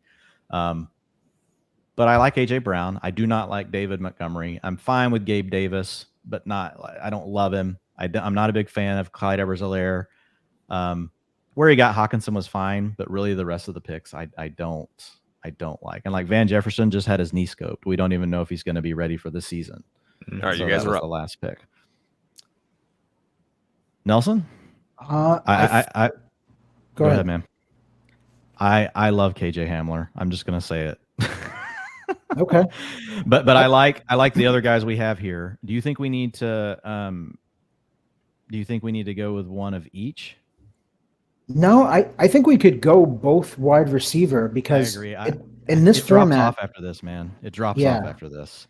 because Okay. like at wide receiver NFFC, you got to start 3 of them. So Yeah. even though we made it an edge, and going agree. 5, we kind of need a couple more. So I like Hamler and I like the guy at the top of the queue as like the upside plays. Boom. Let's do KJ it. Hamler, pick number 1. He's fresh off the pup list after dislocating his hip and tearing his ACL last year. And Paris Campbell. Dwayne, you've loved Paris Campbell for a number of years on the hustle. This is going to be the year, Dan. We're pounding the table for him. I was selling Nelson because I knew I already loved Paris Campbell. I was trying to maneuver Hamler above the next guy, who I won't name in our tier, who I do also like, by the way. But I really wanted Hamler, and I have those two guys in the same tier. But yeah, like, look, the thing with Paris Campbell is just pretty simple. He hasn't been healthy. I mean, that's it. Like, this second round capital, he's an athlete, Ohio State guy. I know a lot of folks crunch numbers like, well, never had a great, target share in college. Well, it happens to a lot of Ohio State guys. Let's be honest. Like, I mean, all the best athletes in the world are being recruited to basically 5 programs. So when they're all stacked up like that, I think you just kind of got to take that, into context. At least I do. It doesn't mean you dismiss it, right? You would rather a player just dominate even over their peers at that level. But I think you have to be careful about just selling, someone down the stream just because they didn't hit a breakout metric that we like in Dynasty when they play on a loaded offense like that. You guys now have 7 wide receivers on your squad. 1, 2, 3, 4, 5, 6 running backs, 1 quarterback, 1 tight end, and the first team defense comes off. Let's go, Buffalo! And real quick with Hamler, with Tim Patrick, obviously that's the news, right? Tim Patrick goes down with an ACL. Mm-hmm. It's getting really dark in my house. Like, the mood is matching, like the voice I'm trying to vibe for George. But when you look at Hamler, it's just you've just got routes opening up, man. And so with Patrick out, that means Judy's going to get to play more. Judy, the concern was he'd play slot and potentially rotate with Hamler, and that could cap his routes. But now Judy's a much more viable play, in my opinion, with Russ Wilson getting to play probably most snaps. But I would expect KJ Hamler. He is off the pup now. He's obviously battling back from, some injuries, the main thing being the hip that he was dealing with. But it sounds like things are trending in the right direction. And look, profiles very similarly to a smallish guy that got to play in the slot all the time with Russ Wilson for the Seahawks, known as Tyler Lockett. And look, man, what I love about Russ, he can just drop these balls in a bucket. It looks like a punt. It leaves the screen, and then it just comes back down perfectly in the small wide receiver's hands. And it's like the DB can be 6'2", and it doesn't even matter. It's just right in the basket. So it's a speed pick. It's an AFC West pick. It's a Russell Wilson pick. It's just a big upside, swing for me. I love KJ Hamler. Was already drafting him at the end of drafts anyway, based on contingency value if you're in a 20 rounder. But now I think people are being a little bit slow to react. I think he should easily be a 14th to 15th round pick pretty much every draft. There's a run on defenses, fellas. 3 have come off now in round 15 of this 20-round draft. Buffalo, Tampa Bay, and the Indianapolis Colts are all off the board. Can you guys explain that to me? I guess I'm new to this, but I would be laughing Go ahead. at people in my drafts if they were doing this. Yeah, I mean, you usually see Buffalo go off the board as the first defense, and then it's usually a couple of rounds go by before you see another defense picked. I'm not sure. I mean, I will say this: because of doing the volume that I do of teams, I do try to pick sometimes an elite defense that I recognize as a defense that I can use on a week-to-week basis, as opposed to stream defenses. Less work in the season. So here's what I found, Dwayne. So when I went back and did some research on this, what I found was that I was spending a lot of fab money on defenses. So I'd be spending anywhere from $10 to $15 on a defense to stream. If I really liked the defense and it was like, oh man, this is a beautiful matchup this week, I was going 30 plus. And by the end of the season, I went back and I, added it up, and it was like $200+ of fab dollars that I spent on defenses. And I was like, you know what? I'm going to try to get, the Colts defense, or, there's a couple other defenses that haven't gone off the board that I'm not going to name right now. But I rather grab one of those that I identified. Like last year, I was high on the Patriots, and I thought their defense was very talented. I liked the schedule, and it worked out very well. So that is kind of a strategy of mine that I do use. So I wanted to just put that disclaimer out there, but yeah, I actually do. That's great. I think that is a really good point. I've thought about that one a little bit. You've done more than me though. You've actually gone back and added up what you've spent. I also think of it as also the man hours, right? I think there's it's a pretty short list though, right? Of the defenses you would probably include that you think fit that criteria. One, I think they've probably got to be, to your point, a good defense.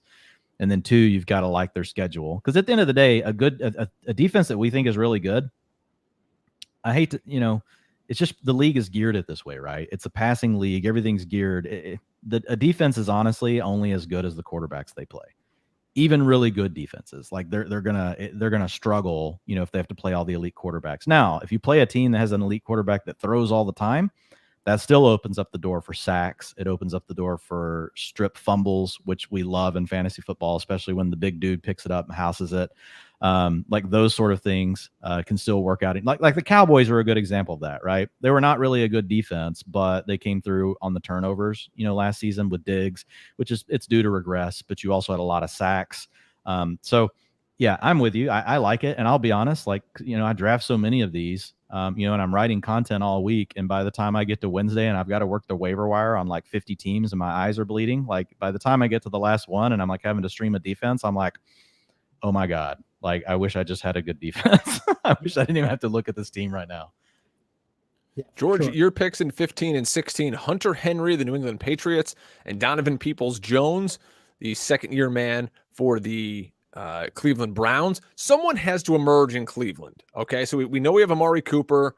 Gone is Jarvis Landry. We still have David Njoku hanging around at tight end, but, when is he ever going to catch a pass? Donovan Peoples-Jones is a kid that I really like, really flashed in college. And if they can just start him on the outside and feed targets to him, I think he can be like a top 30, top 40 fantasy wide receiver some weeks. And getting him around 16, I dig that. He's the second best receiver there. And yeah, I think everyone is fading the entire Cleveland Browns organization. And there's plenty of reason to do that. I mean, their owners said that he gave veto power to his daughters when he traded for Deshaun Watson. So I get it. The juju is very bad there. And I would fade that franchise with my life as well. But yeah, I mean, he's the second best receiver there. And in an offensive scheme that I don't think we can. Baker Mayfield was terrible last year. I mean, he was awful, and he may just be not very good. And so I think this is a bet on Kevin Stefanski, and I would bet on Kevin Stefanski. I actually thought about taking Odell, but who knows where he'll end up. The Hunter Henry pick was not one I wanted to make. I wanted to take George Pickens, actually, and my internet disconnected. When I got back on, he was off the board. I like Pickens a lot. I think Pickens has a chance to be the best receiver in Pittsburgh, like week one.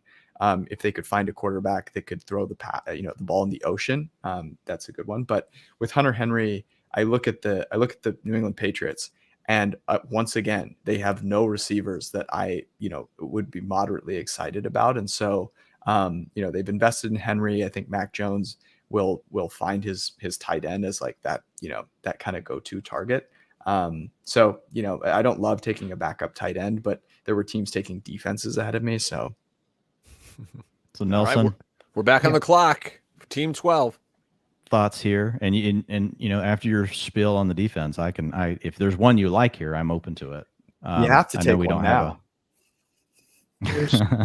That's the defense. That's the one I love.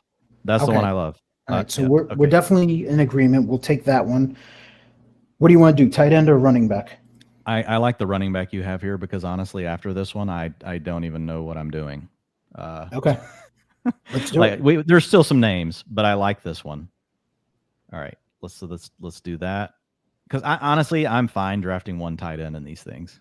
Eno Benjamin, the backup running back for the Arizona Cardinals, is the selection to end round 16. Let's see if the boys, they're going to take a defense, it sounds like, to start round 17. I'm doing a dramatic pause right here. I'm good with one quarterback too, Dwayne. I don't know I am what too. your stock. Okay. Nope, I'm good. Right. Like if the value falls on a tight end that we like, I'm fine later, but I don't have to have it. So yeah. So you guys took the Denver Broncos defense, and I'm going to pull up the Denver schedule. They are loaded, folks. Seattle, they get to play against Drew Lock or Geno Smith out of the gate. And here's the other thing. So the other thing you want is a good offense that can score points to put the other team behind. And then you want them to be playing against these other crappy teams. And we also know they actually have quality players on defense. So you get to play against Seattle, then you get Houston, San Francisco, not as good of a matchup, but then you're going to get a shootout against the Raiders. You at least know you're going to get a lot of drop back. So yeah, early in the season, like Denver is the one that I've also looked at and said, at a minimum, they get me through 2 weeks. If they play really well and they're gelling, like it could be one of those units where it's like, oh, okay, well, like we can actually just kind of roll with this team. So just worked out that it was the same one. And you guys aren't going to take a second defense, I would assume, right? Not with this one. And I almost never do. When I will, occasionally, I will be honest, like if we're at the very last draft, like going into week 1, and by then all the information is out. And so your late round sleepers become less and less and less and less. I will tell you, in years where I've done a ton of teams, I've had a time where I took 2 defenses with my last 2 picks. And the only reason is I love the matchup for both. And my plan all along was I'm going to see what happens in week 1 on the waivers. I'm going to cut the defense I took in round 19, and I'm going to start the defense I took in round 20 in week 2. So, but something I don't hardly ever do. It's a very specific scenario. So it's not like something I would advise people on. Let me throw out, and this maybe could help George. He's got some picks coming up here. The 2 defenses I'm in on for 2021 or 2022, depending on what year it is. The Philadelphia Eagles, not to be a homer, but they start Detroit, Minnesota, Washington, and Jacksonville. But the team I really like is the Green Bay Packers. Vikings, Bears. Okay, then you got Tampa, New England, Giants, Jets, Washington. So I don't like that start. I don't like that start. You don't like that? Yeah, I don't like that start. Against Minnesota? Yeah, Minnesota's a good team. Kirky Cousins I like the Chicago. Chicago. You can get sacks. I like I don't like that I got to deal with Minnesota and Tampa Bay in 2 of the first 3 games. I love the Chicago matchup. I mean, Justin Fields gets sacked at a higher rate than almost any quarterback. Holds on to the ball too long. So I think that could be a big game. But I also worry, like, what if the Packers offense is just not as good as what we're expecting? I mean, we don't have Devontae Adams. Yeah, we love Aaron Rodgers. We love Aaron Rodgers. He's a king for sure. But I think this offense could also take a step back. So it's like, I would love them for week 2, but it's not. I don't think it's a defense I would prioritize. If you take them with your last pick, I might, but I wouldn't prioritize them. That's 2 tough matchups in the first 3 weeks. I'm making a note of the amount of times we're going to talk about adding the Green Bay defense on the hustle this year. We'll do it on week 2. Week 2, it will be the defense to add probably. All right. So coming across in round 17, after you guys took the Broncos, the 49ers went off the clock or off the boards, followed by Sammy Watkins, Josh Reynolds, the Cowboys, the Dolphins, then the Ravens and Bengals, followed by Noah Fant, Jerick McKinnon of the Kansas City Chiefs, and Marvin Jones, the forgotten soldier down there in Jacksonville. All he does is catch touchdown passes when he's healthy. So George is now on the hook for 2 picks here in round 17 and 18 at 204 and 205 overall. George, your 20 minutes has turned in. You just hung out with us. I was going to take the Niners. I know. 30 seconds. I know. I'm just enjoying myself. This is fun. I like San Francisco. They get them, dude. I like San Francisco Hubbard over Green Bay. You get Chicago, Seattle to start. I love it. Yeah. Oh, I agree. I mean, if they weren't taken, I would have taken them actually in your spot. Over the Broncos. So that's a bummer. I do like the Packers. I do like the Packers defense, but that start is tough. I like this. I like the Saints defense. I mean, I like the Chargers defense a lot. Or the Colts. The Colts the did challenge go. for They me went with the earlier. Chargers, of course, is that division. Yeah, I'm going to take the Chargers. I want a piece of the Chargers. You guys have got me taking defenses now. I feel like It was You guys making both use fun of AFC it went West from making defenses. it went from making fun of everyone to let's all take our defenses. Nelson, good job, man. Like you just totally talk sense into everyone. Look at you. Yes, seriously. Yeah. George, how much? Obviously, you host the big show over there at PFF, and you do a lot of gambling. How much fantasy do you play? Not as much. Like it's interesting. People find out what my job is and they go, oh my God, their first take is like, you must be so good at fantasy. And I was like, you guys don't understand. Fantasy used to be my only way to engage in football along with betting. And so like, I just obsessed over it. And I built my own models and all this stuff.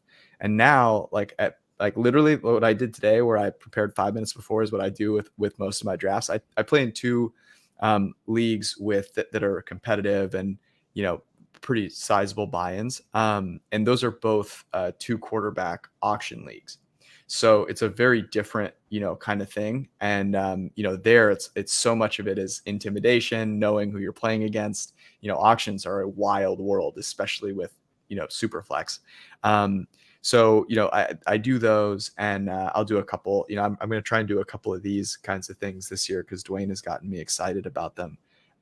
So that's about the extent. And I obviously try to consume a good amount of PFF content because it's, that's my real job is to create a great product at PFF. And the fantasy team at PFF was one that, we've built from scratch here, and Ian and Dwain and Kevin and Nathan. So it's something I'm really proud of. And so I'd say that's the number one way that I actually consume fantasy, is not by doing drafts, but just by having a rooted interest in the team that we've built there. All right, team 12. We're 1 pick away, 216 and 217 overall. 2 of our final 3 picks. We've got our defense. We've got a tight end. We've got a quarterback. What are we thinking here? Do we need more help at wide receiver? Do you want to go 1-1? What are we looking at? Yeah, Nelson, I don't know what your thoughts are here. I was actually just trying to work some guys over in the queue because I've been sitting here listening to the conversation. And you're on the clock. I'm looking. And so we've got 3 picks left.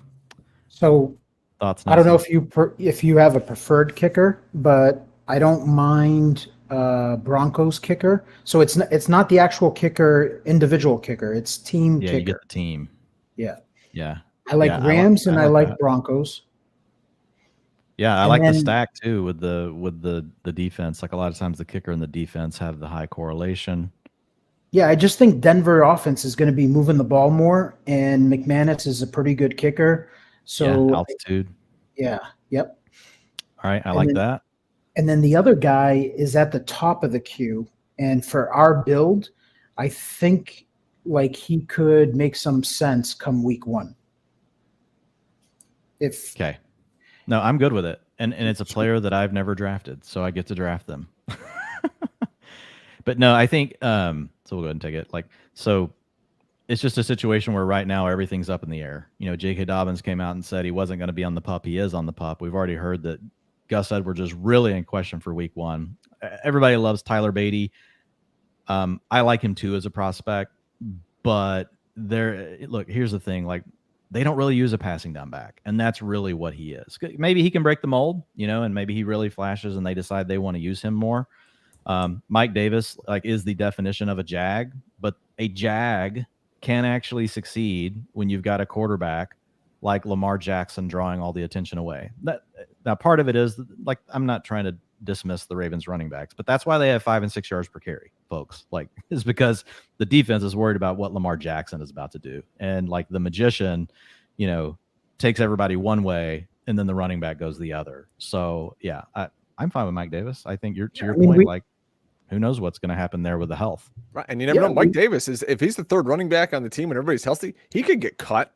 He could get traded. They could get rid of him and say, well, he doesn't help us on special teams. And he goes and signs somewhere else and actually gets more meaningful carries. So it's kind of just a play on a semi-talented running back.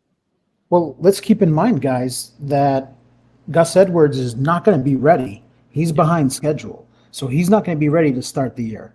So would it be shocking that come week 1, they're kind of light on the load for Dobbins because he's coming off ACL, PCL, and Davis is the guy, and everyone's kind of going crazy and tilting because Mike Davis is getting the majority of the snaps?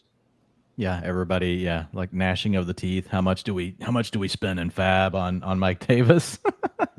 And the answer will be not a lot. But if you've already got him on your team, right? Because eventually he's going to be replaced in the season, unless there's a setback, right, with those players. But yeah, I like the call. After you guys took Mike Davis, Curtis Samuel came off the board, and Curtis Samuel just every year is this fantasy tease.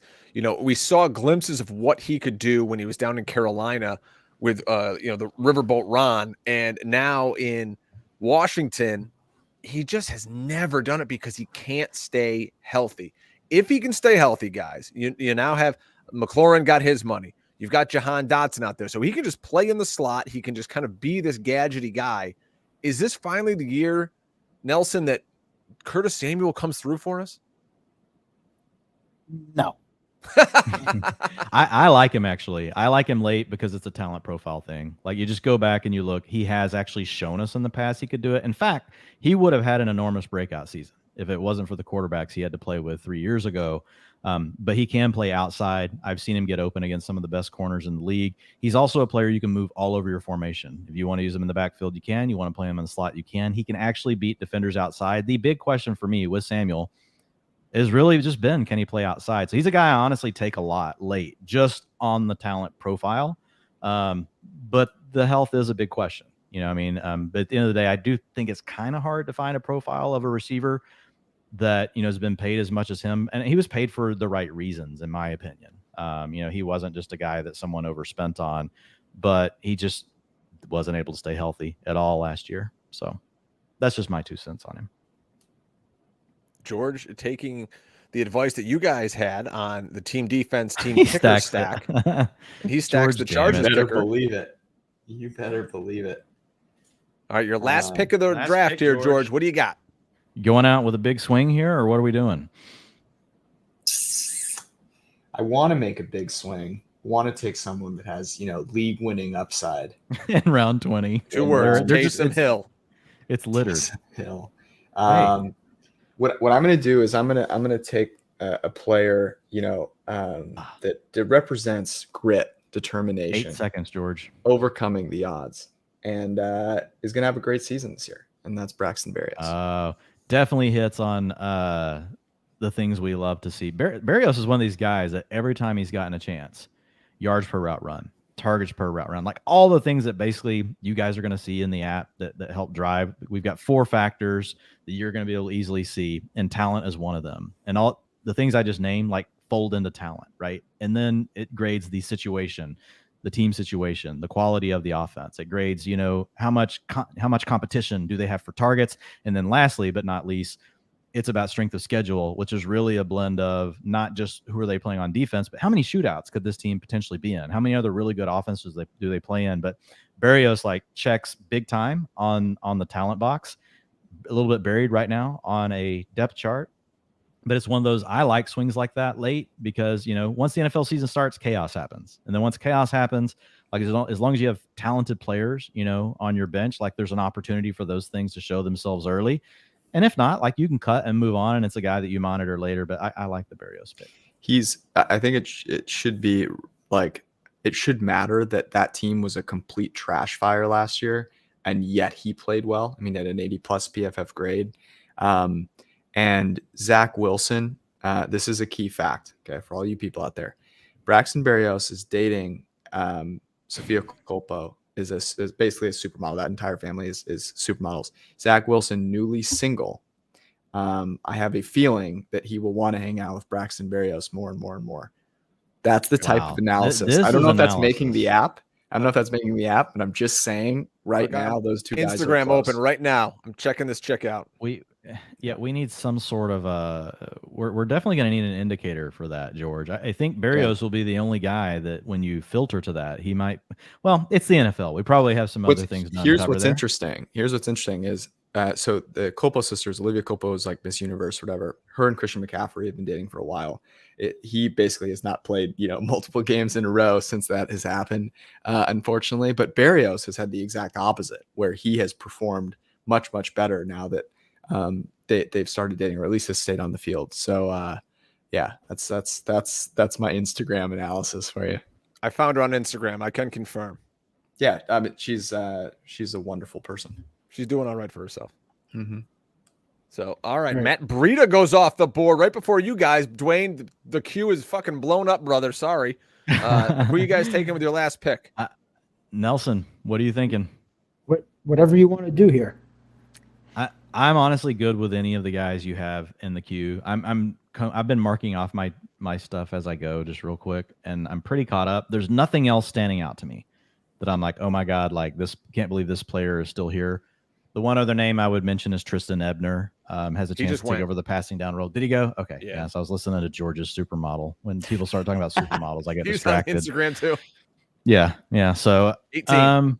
Which one of these backs do you like? Or do you want to just take the tight end so we have one?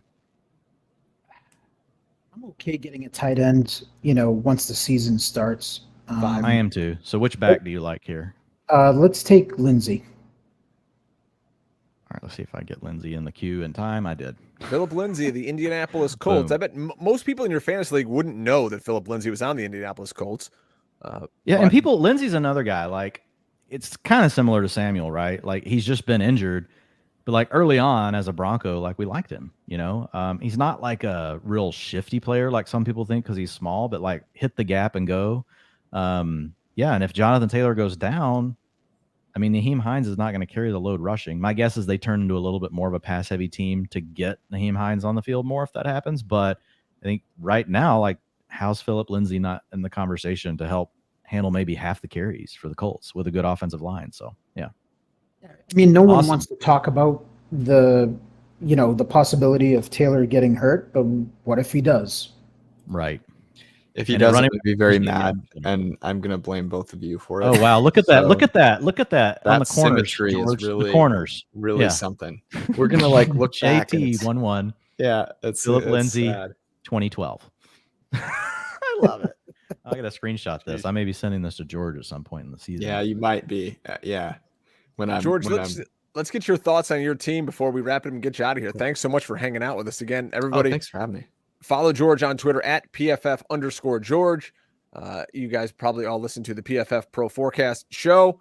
And let's see. You had Jonathan Taylor at the 101. Let me run through your team here. Quarterbacks, he's got Mahomes and Fields at the running back position. JT and James Conner on his bench. Michael Carter, Ronald Jones, Raheem Mostert. At wide receiver, Tyreek Hill, Amari Cooper, Devonta Smith, Sky Moore, Garrett Wilson, Christian Watson. A lot of young upside there.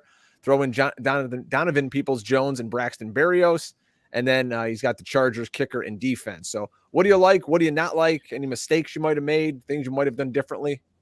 Yeah, I can't stand the James Conner pick. I'm not a huge James Conner fan. That was kind of I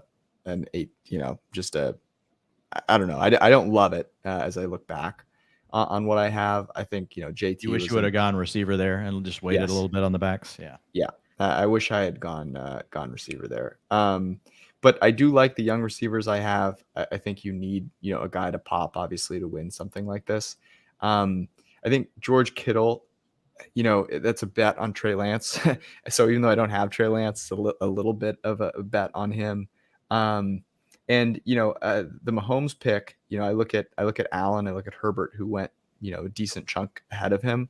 I'd take Mahomes right with that group. So I don't feel amazing about my team, but I think it has a chance because of the kind of the upside guys that I have. And, so as long as Philip Lindsay doesn't steal Jonathan Taylor's thunder, I think it'll be fun. And, for this being like literally the first draft that I've done this season. I felt good, and I have Dwain to thank in large part because I literally just sat there reading his analysis as I was going on the PFF app. So, Dwain, if I do well, thank you, and if I do poorly, it's also your fault because you jinxed me with Philip Lindsay.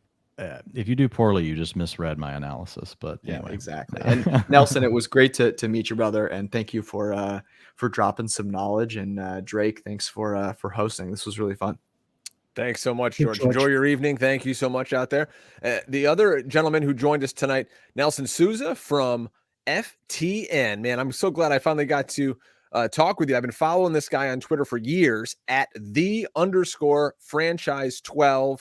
You can see him do all kinds of great stuff at ftnfantasy.com. You can even have a service where Nelson will help you draft. He'll take your questions directly, kind of have your one-on-one with a high-stakes expert. So, Nelson, let's talk about the team you and Dwain drafted from the 112.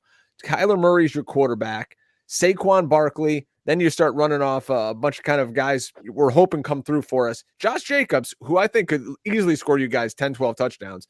Darrell Henderson, Alexander Madison, Isaiah Pacheco, Tyrion Davis-Price, Eno Benjamin, Mike Davis, and Philip Lindsay. At wide receiver, boy, I love this one. C.D. Lamb, T. Higgins, Rashad Bateman, and Michael Thomas. That's a strong group. You throw in the rookie Treylon Burks to go along with K.J. Hamler and Paris Campbell. Your tight end is Dallas Goedert, Broncos kicker and defense. What do you like? What do you not like? Anything you might have changed? I don't think I would have changed anything, to be honest. What I like is the build. I like that Dwain thinks very similar to me, and that, we got to keep that edge going once we start it and not get, scared or worried about, being balanced, and that we're going to start the season with, a guy that we're not particularly in love with as our RB2. And we could have gone different ways here, and started with running back. We could have, taken a running back in the third round, perhaps like Connor. We had talked about that, Connor or Akers, someone like that. I think, but if ETN is there, it entices us to do so, right? We probably would have went Barkley, Lamb, ETN. That would have pushed us off. Kamara probably would have made us have a conversation. Yeah. I think either one of those there, T. Higgins turns into a running back, but you've got to go with the way that the draft is playing out. Yeah. But I'm with you. I love the build. The Josh Jacobs, to your point, like not a player we normally are going to be drafting. But if I'm going to get any, this is my first share of Josh Jacobs, and I'm 70 best ball drafts in, and I'm like 5 or 6 redrafts in. Nelson's way ahead of me on redrafts right now. It's my first share, and so the way I want exposure to Jacobs is in round 9, and honestly, like there's easily a path he pays off, as round 9 as our Band-Aid RB2. If I'm being nitpicky, like Nelson was right on the on the quarterbacks, right? So comes down in round 6, we get Kyler. Going back, it's not like it. The other quarterbacks went, right? We had Burrow go, Hurts went, Dak Prescott goes off the board, but then coming back in round 8, everybody laid off again. I think that's a scenario where Nelson just knows, he knows the room. He knows how these people think and just where people go over here. I was looking at the ADPs in the queue, trying to keep an eye on them, but I don't know them like the back of my hand, like I do some other sites. So, but I still love Kyler Murray. Who do you take there instead? That's what I was just looking at, like who would have been the pick there. I'll be honest. I really, I don't know, Nelson. Like, who would we have taken if we didn't go Kyler? I'm looking at the board coming down in 6. Honestly, I was going to be Pollard. Between Edmonds or Pollard. Yeah, that's where I was too. So, I really wanted James Cook coming back in 8 and team 6. I have no clue if they read my stuff, but it looks like they do. It looks like they actually have read my draft strategy article. Like, here's what you do. Here's how you do it. And I'm not claiming that. There's a lot of smart people in here. And if you really just look at the way drafts play out, it just makes sense to build this way. So I love getting Pollard. And I tell people, do not reach for Pollard in 6. I see it all the time. Like, I got to take him in 6. No, you don't. Like, chill out. Like, okay, Pollard in 7 is good. But the James Cook and pick 8, like round 8, I wanted James Cook to come back to us. I was really hoping that our turn down there would be Goddard and James Cook. but I'll take Jacobs as a consolation. But I like what we did, Nelson. Then, like, once we had, we've got Lamb, Higgins, Bateman, Thomas, Burks. And remember, we start 3 receivers. You got 1 flex. So we got all that covered. To your point, kind of kept the hammer down, came back later and just tacked on KJ Hamler and Campbell to make sure we keep that, give us some chances to keep that secured. But really after that, we took Jacobs, and then we take Darrell Henderson, who plays in a great offense. He's, McVay's pretty much said this could be a split right now, and you're getting him in round 10 at a minimum. He's probably getting 30% of the backfield, and he has contingency upside if Akers goes down in a great offense. So I love the Henderson pick. Madison is more of a straight up cuff, but when we've seen Madison on the field for Dalvin Cook, he's an RB1, so it's kind of, the math isn't too hard. Like if Dalvin Cook goes down, we feel good about Madison. Yeah, Kenny Nwangu, if I'm even saying that right, whatever, could end up being, stealing some work, but I still think Madison is easily. And look, last year we had that. Amir Abdullah stole some of the passing down work whenever Madison was out there, and it didn't matter, right? So I don't think someone's going to steal much more than we saw Abdullah still. And then, Nelson with the call on Pacheco. And I think it was definitely the right call. He has a good feel for this room, because as soon as we did that, all the Camp Buzz people went, Drake, like right after Pacheco goes. And we also tacked on, Tyrion Davis-Price. The Will Fuller goes, right? Name in the news recently, all these injuries. Romeo Doubs goes. Wan'Dale Robinson goes. I mean, it's just like a case for all the guys that have had the Camp Buzz. And then coming back, you had a couple, Isaiah McKenzie, another one goes. And then we take KJ Hamler, another one, in round 15. So I like the build. It's weird, Nelson, to say that like it's a build I don't mind Josh Jacobs on, but I think you're right. No, I agree. I mean, I was trying to find excuses of why not to take We're Jacobs. just sitting there like, let's just let it time out. We'll say if it goes wrong, it was an auto pick. But yeah, I mean, 9th round, you could do worse there. So I'm fine with it. Well, we'll see how this one shakes out. I mean, 200 or is it 350K to first, whatever it is, it's a lot of dough. So good luck to you guys this season. And it's going to be a draft. We'll follow along because they're going to play the season out. These guys are going to have to fight through the regular season and get to the playoff format. And man, if you guys win, just remember, who was giving you the time. Remember the host. Yeah. a couple bucks coming my way. But Nelson, thanks so much for coming on and doing this draft with us. It's great to finally get to meet you. You're going to go to the expo this year? Probably not. I'm just so busy with my boys are involved in competitive sports. So gotcha. I got that going on. Oh, very cool. All right. Man, at that age, it's always hard. Well, Drake, I'm looking forward to getting to meet you for the first time. Nelson, in person, obviously. It's been a pleasure, man. Like we've long time have respected, your work and what you do in the community and obviously like your results. Like I'm big into people that, have posted results, and you've definitely done that. And so open to doing another one of these. I really appreciate you reaching out to me about it. Like I had a lot of fun. No, I appreciate it. I've always respected you as a player. I think you're a very sharp guy.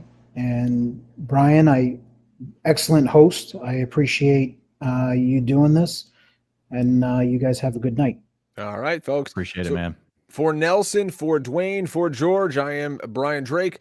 Thanks, everybody, for hanging out with us. Make sure you're subscribed to that YouTube channel. And remember to never get out hustled.